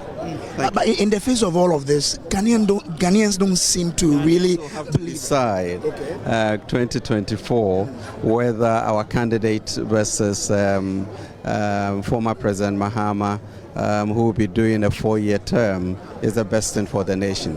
And those are critical issues that we have to. And whether people who have been able to build the economy before global incidences occurred and they are in the process of also turning the corner should be at the helm of the thing. But that's up to you and I to make that determination. But the numbers don't favor you, they favor the NDC more. We don't know that. We don't know that. And all that during their time, it was better than now, and that's what Ghanaians are looking at. Yeah, it's amazing if you can think that something that has not happened in 100 years has happened, and we are where we are compared to other nations, and knowing that we understand the problem and we are committed to solving it. I think Ghanaians will make up their mind at that time, but I'm sure the economy will be stronger. We'll have a growth agenda that is tackling the issue of jobs, and we will prevail. We've done it before, and believe me, we will do it again. Thank you very much. People are asking for some scrapping of taxes. Will it come on in this budget? All right. So this is still Joe News. You're watching your election headquarters. Right. So at least we had the finance minister as answering the question on the economy for now. So Sule, conclude your comments about the ability to survive, this after all the damage that has been done. And of course, I can imagine the NDC will be cutting the clips, will be picking all the sound bites, particularly from Canada, Japan, to use for the 2024 campaign. It's already happened, but as a political party, I have no doubt that they'll be able to mobilize and come together. But for me, whether it is Ken or Bawumia or whoever, as I said before, in order to get policy credibility, anyone who is representing the NPP in this election has to find a way of sort of explaining themselves away from the mess under the Akufo-Addo leadership. Because, the Akufo-Addo record is not a record that any candidate can run on and be successful. And so even if it's going to be Dr. Bawumia has to almost sound like, look, It wasn't me. I wasn't the leader. I was just vice president. Vice president, I don't make these decisions. I don't make that. Now it is my turn, and I am my own man now, and I'm going to do A, B, C, D. That's the only way that any candidate from the NPP would appear to be credible. And that is why candidate Japan has started doing already. But of course, Bawumia, as vice president, working under the president, cannot begin to say, look, things have gone the way they've gone. The economy is the way it is because, yes, I'm the head of the economic management team, but I don't have my way. Bawumia cannot do that. But once he becomes a candidate, I think he has to find a way, even if not saying it directly, insinuate that, look, if I were the one in charge, perhaps we wouldn't have gone to IMF. If I were the one in charge, corruption would not have been the way it is. If I were the one in charge, the economy would not have been managed the way it has been. Depreciation wouldn't have been what we have experienced. Inflation would have been less because there were this and that and that and that, and I know how to do it. And that's why you think that Ken could have done a better job. No, that is why I think in the eyes of the populace, in the eyes of the masses, people would feel, well, we believe in this rhetoric. And we are at a point where, Samson, we all know that people will say, we are tired of this NPP NDC thing. We are tired of this NPP NDC thing. So, and Ken appears to say, look, me, I've not been part of this. I've just been an MP. I've not been a minister before. I've not been in cabinet before. I am a businessman. I've created jobs. I've employed people. So how like Ellen said earlier, Ellen Ama Daku said earlier, how can he also take himself away?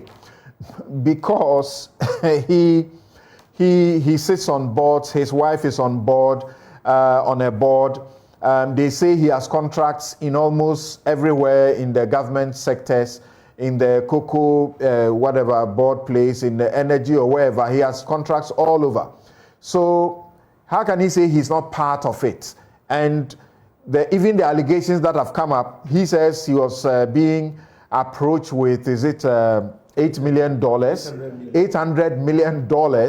Then Opare Ansah comes to say he rather was asking for $500 million contracts a year or so. Yeah, so I think it was actually Opare Ansah who first made the accusation or allegation that he had met, and his demands was that he should be assured of a $500,000 contract worth of contracts annually. For me, that narrative was unbelievable because it's something that I wouldn't place any value on, because if I were somebody in his shoes, to what extent would I say, okay, if even I'm promised that yes, every year we'll give you $500 million contract, the person wins and that can be guaranteed. In the same vein, I don't think that I'll place any premium on Ken's response that no, they were rather offering him $800 million. I mean, these monies are really, really quite significant. The point about Ken also being a beneficiary or a participant in the mess, yes, you can make that claim, but of course, you cannot take it to the levels of being a cabinet minister or, there was a time, the fact that somebody serves on the graphic board, the graphic communications board, they say, oh, the person has been given an appointment by the government and therefore the person is actually in government. All right. I think you can stretch it to some levels. But Samson, I think just 1 minute. One thing that perhaps our media must do, and now that we run the fourth estate, I think when I say some of these things, it's about also encouraging my colleagues to also do something. The accusation about Ken having benefited from multiple contracts. From the Occupy Ghana case, we know that through the RTI law, we can basically get all the contract documents from the various organizations, Cocoa Board, and so on and so forth. Why are we being told this and yet no evidence is being presented that, oh, look, this contract was awarded to Ken, that one too was awarded to Ken, and that was awarded to Ken. I think it will be good that we get to know all these, even beyond this primaries that is happening. Okay, thank you very much. In fact, there are others who are saying that for what he's represented as far as his rhetoric is concerned, there's too much debt on him that he shouldn't even have passed the vetting to come on the board. My guests in the studio have been disappointed at the caliber of people that the delegates have to choose from. Some commentators, people sending messages, are asking me to check what Yawensako has been saying, and it will confirm what Inusa and others, Ben, are talking about, the class of, candidates that they are putting before the people now, and how the president has literally run down the NPP in the course of his tenure. We will take a break here, but Bernard wants to say something briefly. Yep. No, I'm amazed that the president and the vice president avoided any comment on the economy, and it has to take the Minister for Finance, who came and rather muddied the situation. Before COVID-19, how much money did Ghana borrow? Hadn't we reached the roofing point where it was evident that we're going to run into debt crisis? Did the IMF and World Bank not assure us that Ghana was going to have debt crisis? COVID-19 did not bring us the debt crisis. It was our overborrowing, because anytime we borrowed, companies benefited, and Ken as an individual benefited. So there was reason for which Ghana overborrowed. You borrowed for long-term development, but you had to pay short-term, and obviously you could not have escaped it. But this ranting all the time about COVID-19 being responsible, then you move, then they come and say Russia, Ukraine. Not so. And then now I'm sure they will add Israel and Palestine before they will come and add the Akosombo Dam spillage as responsible for even the further decline in our economy. But in all this, one of the things that probably we have not, or we lost count of, is that all the other candidates will be voting in their constituencies of origin. The vice president is the only one who doesn't have a constituency of origin. That should tell you that if politics, every politics is local, these people are more local politicians. Okay. And it's important that you must identify with your constituency of origin. Adaini will be voting somewhere in Mampong. Akoto will be voting somewhere in Kwadaso. Kennedy will be voting somewhere in Aseng. No. Right. And so clearly, the vice president comes to vote in Accra, and then you say that he comes from a constituency. In a group, always somebody emerges. Yeah. And there's no doubt. There's no doubt. I'm talking about you going back to the fact that others have done 30 years, upwards of 20 years, and he has done only how because many it was years? the argument that was made by Ellen, and I'm saying that if that is the number of years that somebody has done, then they would have been vice president before him. Yes, you understand. It means that is not an argument that you should be making about longevity within the NPP and your contribution to the NPP. Hey, at any point in time, somebody emerges. And I'm sure that today, Baumia will emerge. We'll take a quick break. We'll be right back. Haj Suleiman says that Ken has been at the forefront of defending this government's record prior to his decision to contest. He defended this government to the hilt, including making the infamous statement of beating up Erastus. His turnaround, only at the time of deciding to contest, smacks of indecision and deception. That's sort of to Sule. We'll be right back. You're welcome back. This is Newsfile. It's your most authoritative news analysis platform. And here on Newsfile, we put Ghana first. And it is brought to you by the candid sponsorship of Bank of Africa, as strong as a group and close as a partner, MTN, everywhere you go. Ashasi University, educating ethical and entrepreneurial leaders for Africa.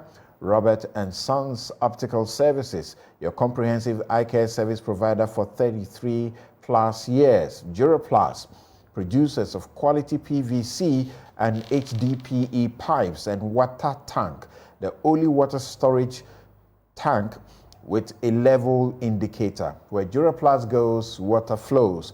DBS Industries, roofing, Papa Fie.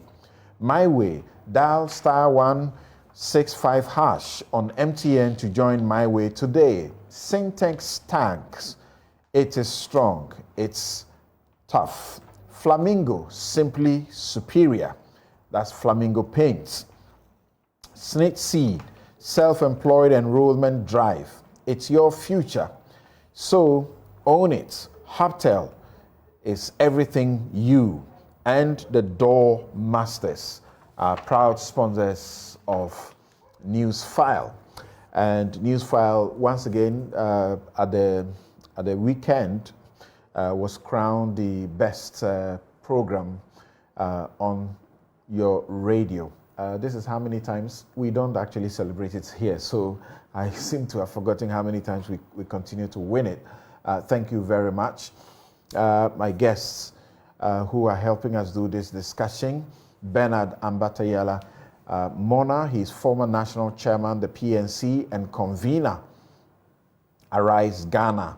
Dr. Theo Echampong is political risk analyst, and economist Suleiman Ibrahima is executive director, Media Foundation for West Africa. And Yunus Husseini is lawyer, former MP Tamale Central, and former Minister Roads and Highways, as well as later he was in charge of lands and natural resources. Just a couple of your messages, and then we will get to Boku and find out the situation there and what has to be done. It looks like Parliament this time will not do what happened in Ashaiman, where they have practically done nothing about the brutalities there. Gasma 1 says the temerity of Bawumia to put himself up to be voted for as NPP flag bearer and subsequently as president of Ghana after succeeding in destroying and impoverishing millions of Ghanaians via his incompetence and ineptitude is grotesque. Frank Osafo, which of these politicians have done a lot for the country as individuals will continue to suffer if we didn't change our mindsets? Kodia 25, African leaders play on religion and tribe when it's elections. Right, I've got some of your messages which I will be sharing in the course of this discussion, but just maybe just a couple more. This one says, okay, let me just go on and try and see how we are able to canvass the matters of Boku, because time is running out on us. But remember, this is your election headquarters. We'll continue on the NPP voting that is going on till the winner is known. Let's go to the Upper East region, and we're joined by Albert Sori, our regional correspondent, the GJA overall best in that region, just like Erasto Sosare Donko overall best for the country here. Albert, thanks for joining us. Hello, Albert. You're welcome, sir. Great. So what's the situation in Garu and Timpane? What do you know about what led to the arrest of the 8 and the brutality to many that has brought this discussion up? Okay, so on the 24th of October, it was a Tuesday, the residents of Garu noticed that a black Toyota Land Cruiser had been driving around the township throughout the day.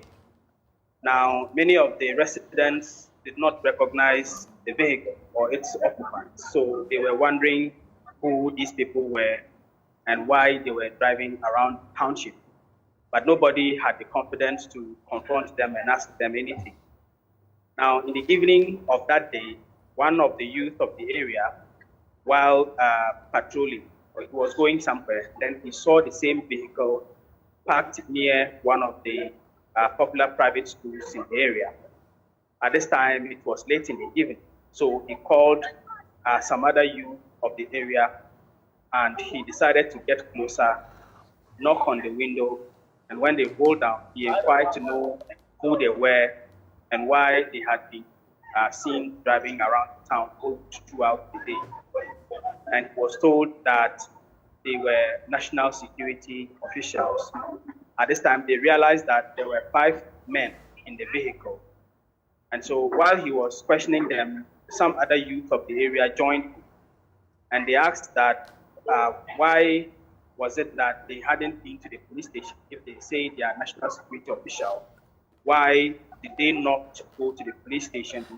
And why were they not in a hotel or a guest house and chose to park the vehicle at that place at that time of the night? Now, while they were doing this confrontation, they decided to go to the police station with them to find out if the police were aware of their presence and whether the police could identify them as national security operatives. So when they got there, the police took the men in, and after some questioning, the youth demanded to search, or that the vehicle searched. Now they found some weapons, guns. We cannot tell exactly the type of guns, but they were, weapons in the passenger seat of the vehicle. And so the youth demanded that the boot of the vehicle should also be searched. But these men said that the boot of the vehicle was locked, and so they could not open it. So in all this, back and forth at the police station, the police must have decided that for the protection of the occupants of the vehicle, they would take them inside the police station. So the youth of the area continued to stay outside of the police station because they wanted to get to the bottom of who these people were. Remember, before this, there were incidents where vehicles had been arrested in Boku and its environs with guns and all of that. And sometimes the people also alleged to be national.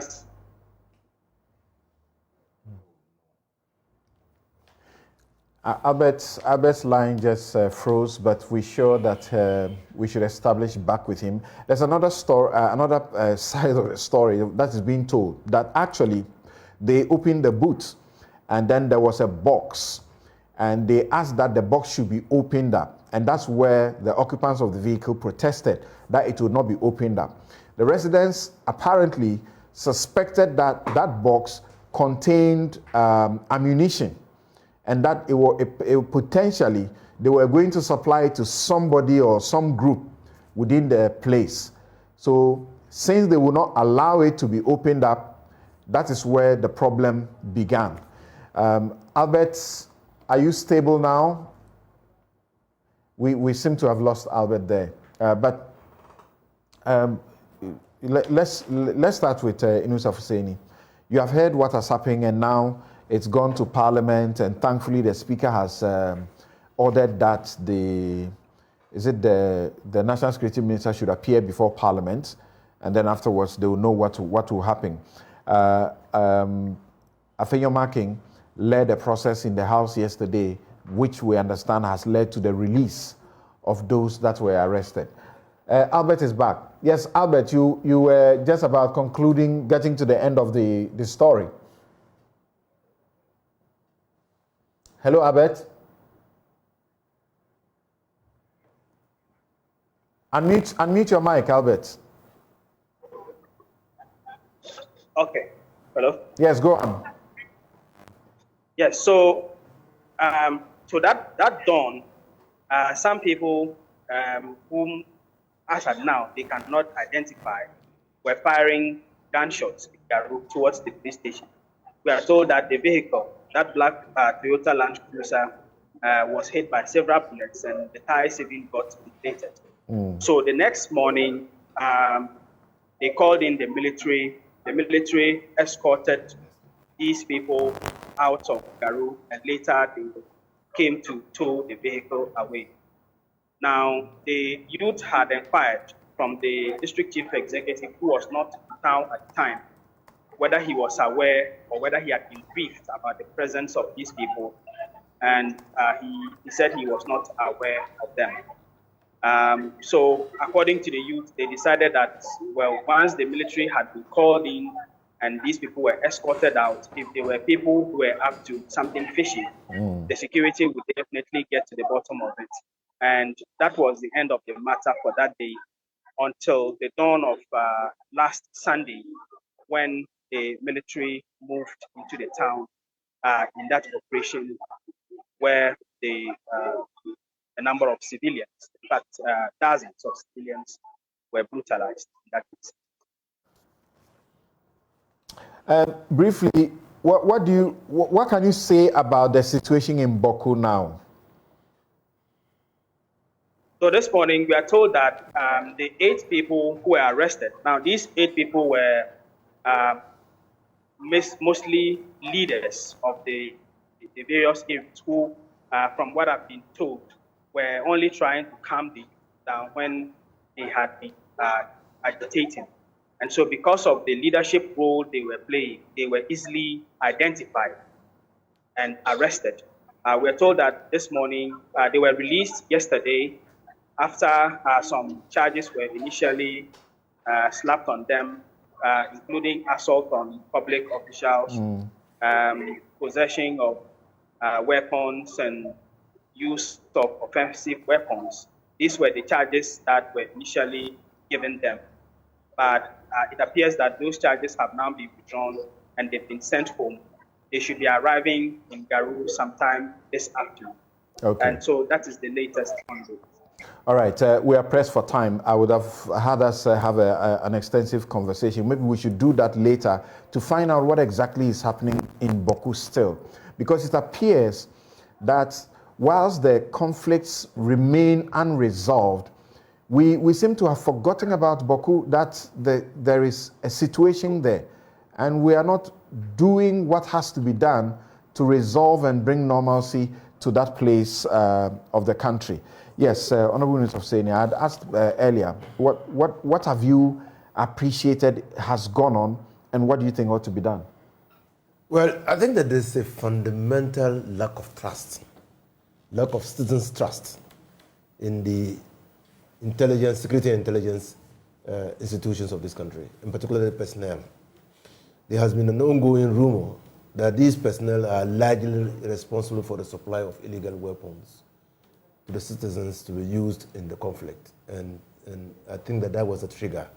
The Garu Tempane youth thought that these people were there on an illegal, unlawful mission of supplying weapons. And that box that you referred to, which was at the back of the car, could not be opened because they suspected that it contained weapons, and that those weapons, the people were there to deliver the weapons to another faction or to trade off the weapons. Now, but I've been listening attentively to Albert Sori, and I've not heard him say that the vehicle was fired at. I've actually heard him say that he accompanied the people of Garu accompanied those who were in the car, the occupants of the vehicle, to the police station. Even the other story confirms the same thing, but it ends at the point where, whilst they were at the police station, and the refusal to open that box, yes, they said the youth, it was late in the night, so they decided that they would sit there and wait. So they were sitting there. Yes. And then the police was providing protection for the occupants. Yes. And the containment. The containment. But they said later they found that they seemed to be, the police appeared to allow them to move. And that is where the firing began and the car was shot at. Good. So you see, again, fundamentally, a lack of trust. Public institutions were behaving in such a way as to raise the suspicion of the citizens. That's one side of the story. That's one side of the story. But what is shocking, also corroborated by the MP Mahama Yaraga. What is shocking and alarming is that the security minister, national security minister, justified the brutish and nasty assault. He said they were shooting to kill the officers. Yeah, he justified what they did, what the officers subsequently did, on an alleged, manhandling of the officers, and that they were being shot at. That is shocking, and that's why when Sori was speaking, I was listening attentively. Now, for whatever reason, the military have no authority. And let me state once again, this is a democratic country, it's a civilized country. The military, the security institutions have no authority on their own to exact punishment. They don't have. So what the military did when they returned to subject the people to that ill treatment was extrajudicial. Extrajudicial. And any person, any responsible citizen of this country must be condemning an extrajudicial approach to dealing with civilians. That can spiral out of control. And we've seen this spiral out of control. In 2006, Samson, you will recall, There was a gentleman, responsible and useful citizen of the North. It's a Mobla. He was wanted by the military. He responded. He drove his car to the police station to submit himself to the police. The police had no idea who was looking for him. They kept him at the counter bar. Subsequently, military men came and said they were looking for him. When they took him away, they returned his dead body. They returned his dead body. So, and we've seen where the military took the law into their own hands because they alleged that a civilian. But only recently, a shaman. A shaman. There is no, they don't have such authority. And for the Minister of National Security to justify what they had done. The minister says there was an operation and the 5 men were deployed for counter-terrorism intelligence to Garu, and that was a critical and special operation. And they were attacked. That was on the Tuesday, October 24. Tuesday, October 24. The question now is, when they went back on 29th to attack them. Now, on the 29th, what we are being told is that the operation on 29th was to retrieve AK-47 rifles that the youth had used to fire at the personnel. And that's when they gathered them, laid them on the ground, and savagely beat them. Is that how you retrieve an AK-47? You saw the operation in Asherman. It was embedded in their bodies? That they were beating them to extract the AK-47s? What ludicrous explanation is this? No, I'm saying that, yes, no one disputes the fact that there are intelligence operations going on every now and then. I mean, every now and then. That is within the legitimate duty of the national security institution. And so when people embark on national security assignment, we should allow them to operate. But national security officers must not assume for 1 minute that they have the authority to take the law into their own hands. Bernard, so Tuesday, the 24th, and then they go, now military go there on the 29th, and they are seeking to retrieve weapons. That's for our protection, is that not? Well, I can understand that a minister who comes out to say that civil society organizations, the media, and some individuals are speaking in such a way as to occasion a coup d'etat will find solace in coming to defend what is untenable by the military in the brutalization that we saw in Garu. Probably in a way to stall that coup d'etat that he has been dreaming about, for which reason he has to attack all of you and the civil society organizations. Otherwise, this kind of story should not come from the Minister for National Security. The second part is that if you listen to the national security and the initial statement they made, they said that they have restored calm by the combined operation of the military and national security operatives. Do you restore calm by just going to beat people who were sleeping at the hour that the military entered Garu on the 29th, the Saturday to Sunday dawn from 2 a.m.? How many people were roaming the streets of Garu?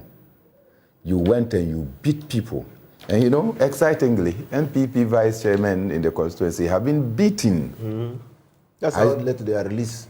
No, seriously. I spoke to many of them. I spoke to, I know that enclave very well. So I started speaking. I spoke to the MP of the area. I spoke to Basiru, deputy CEO for the YEA, and a number of people, and they were all livid about the actions of the military, and in particular, the pronouncement of the National Security Minister.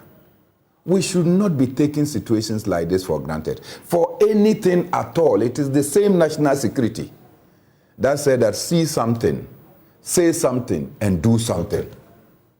The people of Garu, they saw something. Suspected right? that there was they did something, and they said something. Will they have to be beaten and punished? Next time, they will see something and ignore. See something, say something. And do something. No, they did something. Let me tell you. They did something by saying that if you are in the police, if you are national security operatives, have you responded or reported to the immediate command in our jurisdiction? That is our police. So if you are national security operatives, please get to the police station. More importantly, haven't we, all of us, don't we know that national security persons parading as national security persons have been killed in the Bawku conflict, fighting for one group? So they agreed, and they followed them to the police station. So they followed them to the police station. But you see, when they have this suspicion, Samson, extend the conversation a little bit. When they had this suspicion, the people of Garu alone did not take it as their battle. So they started calling other communities. That look, these people all of a sudden say they are national security. But don't forget that in the past, some of the people that we managed to get were claiming that they are national security only to be fighting for one group.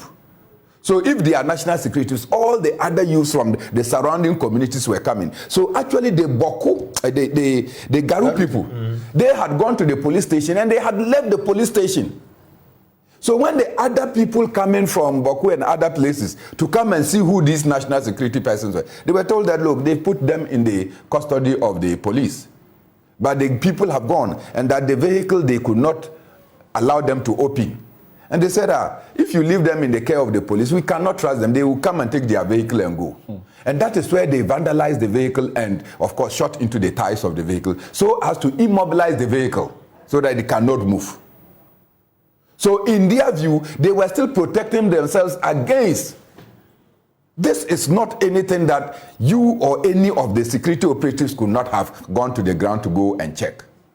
Then on Tuesday, you leave and go. Wednesday, Thursday, Friday, Saturday, Sunday.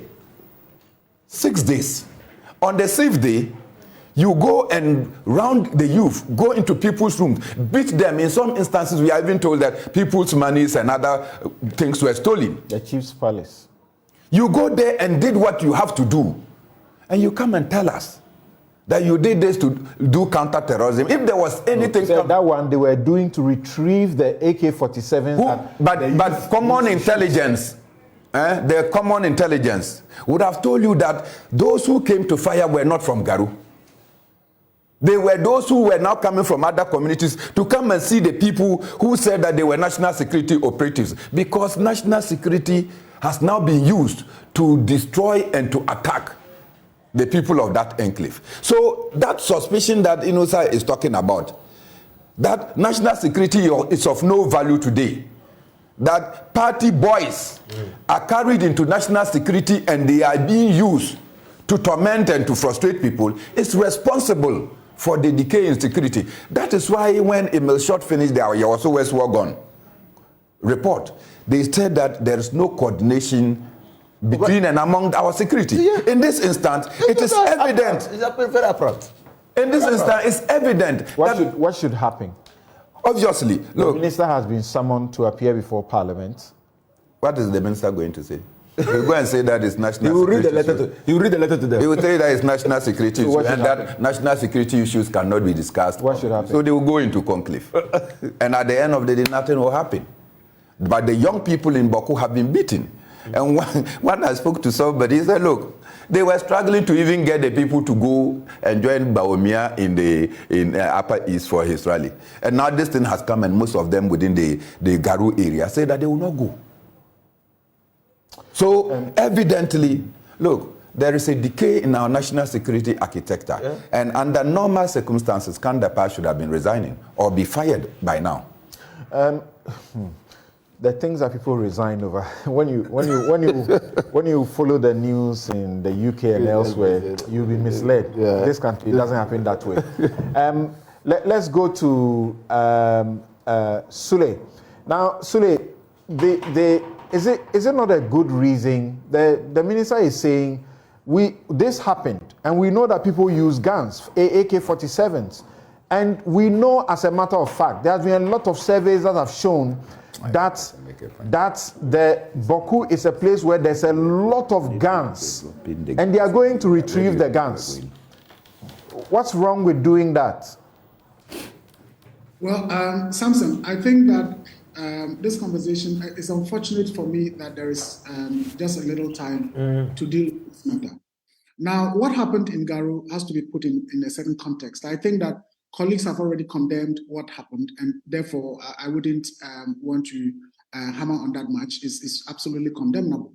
Now, two things. One is that Garu is part of the Kusag traditional area. So when we talk about Boku is a town, is the capital of the area, but we all know that the conflict in the area has now almost engulfed the entire Kusag area. In fact, you know very well that vehicles from Boku have been attacked in Walewale. People have been attacked in Nalerigu, and this is northeast. And all these attacks are related to the Boku conflict. So of course, the national security knows very well that the matter in Garu cannot be isolated or distinguished from what has been happening in Boku. Now, why would people in Garu see a car and be suspicious? First of all, a V8 vehicle. This is a community that V8 vehicles are not common. It's not like Accra here where you see a V8 and it's normal. So they see it and they have suspicion. They go to the car and ask, as Albert was narrating. Now, Samson, the truth of the matter is that there has been a complete state failure. What many believe is just the government playing tricks on the people of Boku in terms of the resolution of this conflict, and the government just not being serious about resolving the matter. Now, in February this year, there was this installation of a supposed chief in Nalerigu. The government quickly came out and said what had happened was illegal, and the state was going to ensure that the right things were done because what had happened could breach the security or escalate the security situation in Boku. As we speak, the state and the government, for that matter, has refused to execute the warrant issued by the Bolgatanga High Court. And as it is, what it means is that the person who was purported to have been ensconced as a chief is still walking a free man. Initially, they said, oh, they couldn't find him. Later, there were pictures that emerged, and he was posing, taking photographs with police officers. When this incident happened, the initial suspicion by the people was that there was going to be a Damba celebration in Boku by the Mamprusi community in Boku. And then there are always rumors that, oh, they will smuggle the chief in. People need to be alert. They will smuggle the chief in. So when the car was first seen, in relation to the Damba, the suspicion that, according to the people on the ground, was that, oh, they are trying to get the supposed chief from Nalerigu through to Boku, and so we need to be alert. And that was their initial suspicion that they engaged. Now, when they engaged them, people told them, well, they are national security people. And I think they did the right thing by saying, okay, let's go to the police. They got to the police, the people established themselves as national security people. So you would say that should be the end of it. Why would the people in the area want to confront national security personnel? But I think it is Bernard who has made the point that in the ongoing Boku conflict, there have been several instances where people have been reported as national security personnel, and there are denials until some of them have been killed in the battlefield as warriors for one side of the conflict. And a classic case is a guy who was called Fatau Nambi. Before his death, there had been petitions to national security that, look, we suspect that this person who is the national security officer is supporting one side of the conflict and actions must be taken. It was always denied until one day he was shot on the battlefield as a warrior on behalf of one side. There was an incident where persons believed to be national security people wore military fatigue and went to one community and slaughtered about 13 women and children. Then we had this recent incident where the military shot and killed 9 unarmed persons who were in their garden, including a young child. So with all these developments, how do you expect that when people just identify themselves that, oh, we are national security people, then people should fold up their arms and say, oh, they are national security people? I think it is the state failure and the ongoing playing of games, with the situation in Boku. Because how can the government and the state say that, look, we haven't been able to execute the court warrant issued for the arrest of someone. We have a situation where His Excellency the President himself says, there is a Boku Naba who has been duly gazetted and we recognized him. The Minister for Interior says there's a Boku Naba who is duly recognized and gazetted. The former immediate past chieftaincy minister says there's a Boku Naba who has been gazetted and is legally installed. All of them have said there is a Supreme Court ruling that affirms who is a Boku Naba, and that Boku Naba is the current Boku Naba, Zugrana Abugrago Asegri Azoka. So the question is, how then do we have a situation where some people say we are fighting for chieftaincy, and then we say, oh, there's a chieftaincy conflict, and we've deployed the military to be there, and for months the state is spending huge amounts of money maintaining security in the area. Why are we failing to enforce basically the law? I think the question in Boku now and what happened in Garu is a consequence of complete state failure complete failure on the part of the state to basically enforce our laws. What is happening in Boku is a state of impunity. I think it was Bernard who also said that, so the next time they see a vehicle, as the Ministry of National Security say, when you see something, say something. They will see something and they won't say something. What I think is the case is that in the context of the Bawku conflict, this see something, say something will never cease. When there is anything suspicious, it would be raised. What happened would rather radicalize the people further, rather than trying to maybe resolve the matter. I'm sorry, Sule can't hear me again, but our time is up. I need to get through at least just a minute. Thinking through and listening to everybody else on this issue, what do you think should happen, Theo? Unfortunately, I'm not a security expert, so I'll leave that to the matters that way. But clearly, there's an issue with trust in institutions and trust, especially in the military. And I think Suleimana and others have done enough justice to that. But quickly, for the 1 minute I have, I kind of want to reference a couple of points that have been made, particularly the interview that the finance minister just made. Because for me, again, it's a bit worrying because he's still trumpeting this Russia-Ukraine COVID thing, and it doesn't look as though they're even admitting that they have caused a major problem, and they are part, to blame for all of that. To the extent that he made reference to a point being the quote-unquote resilience of Ghanaians. Which resilience? Impoverishing Ghanaians with haircuts and domestic debt exchange and all of that. I think, they should give Ghanaians a bit of credit and, understand and appreciate that a lot of things have changed. And if they really want to break the 8, it cannot be with that sort of posture. Over. All right. Dr. Theo Champong, thank you very much. He's political risk analyst and economist. Thank you so very much for your insights. And Suleiman Abrahama, Executive Director, Media Foundation for West Africa, seem to have read quite deeply and has better information on the Boku situation. We should be able to dedicate some time to look at that. We are unable to look at our corruption matter once again. Yunus Hussaini is lawyer, former MP, Tamale Central, and former Minister Roads and Highways, also former Minister for Lands and Natural Resources. Bernard Ambatayala Mona is former national chairman of the PNC and convener, Arise Ghana. I'm Samson Lardy Anyenini, the election headquarters squad, the best that you can ever have, are still here to take you through until the last vote is counted and the winner of the primaries for the NPP's flag bearership is known. Evans, all of them, they are here. Mama V, Abuaje, and all of the newly minted lawyer. They are all here. Have a good afternoon.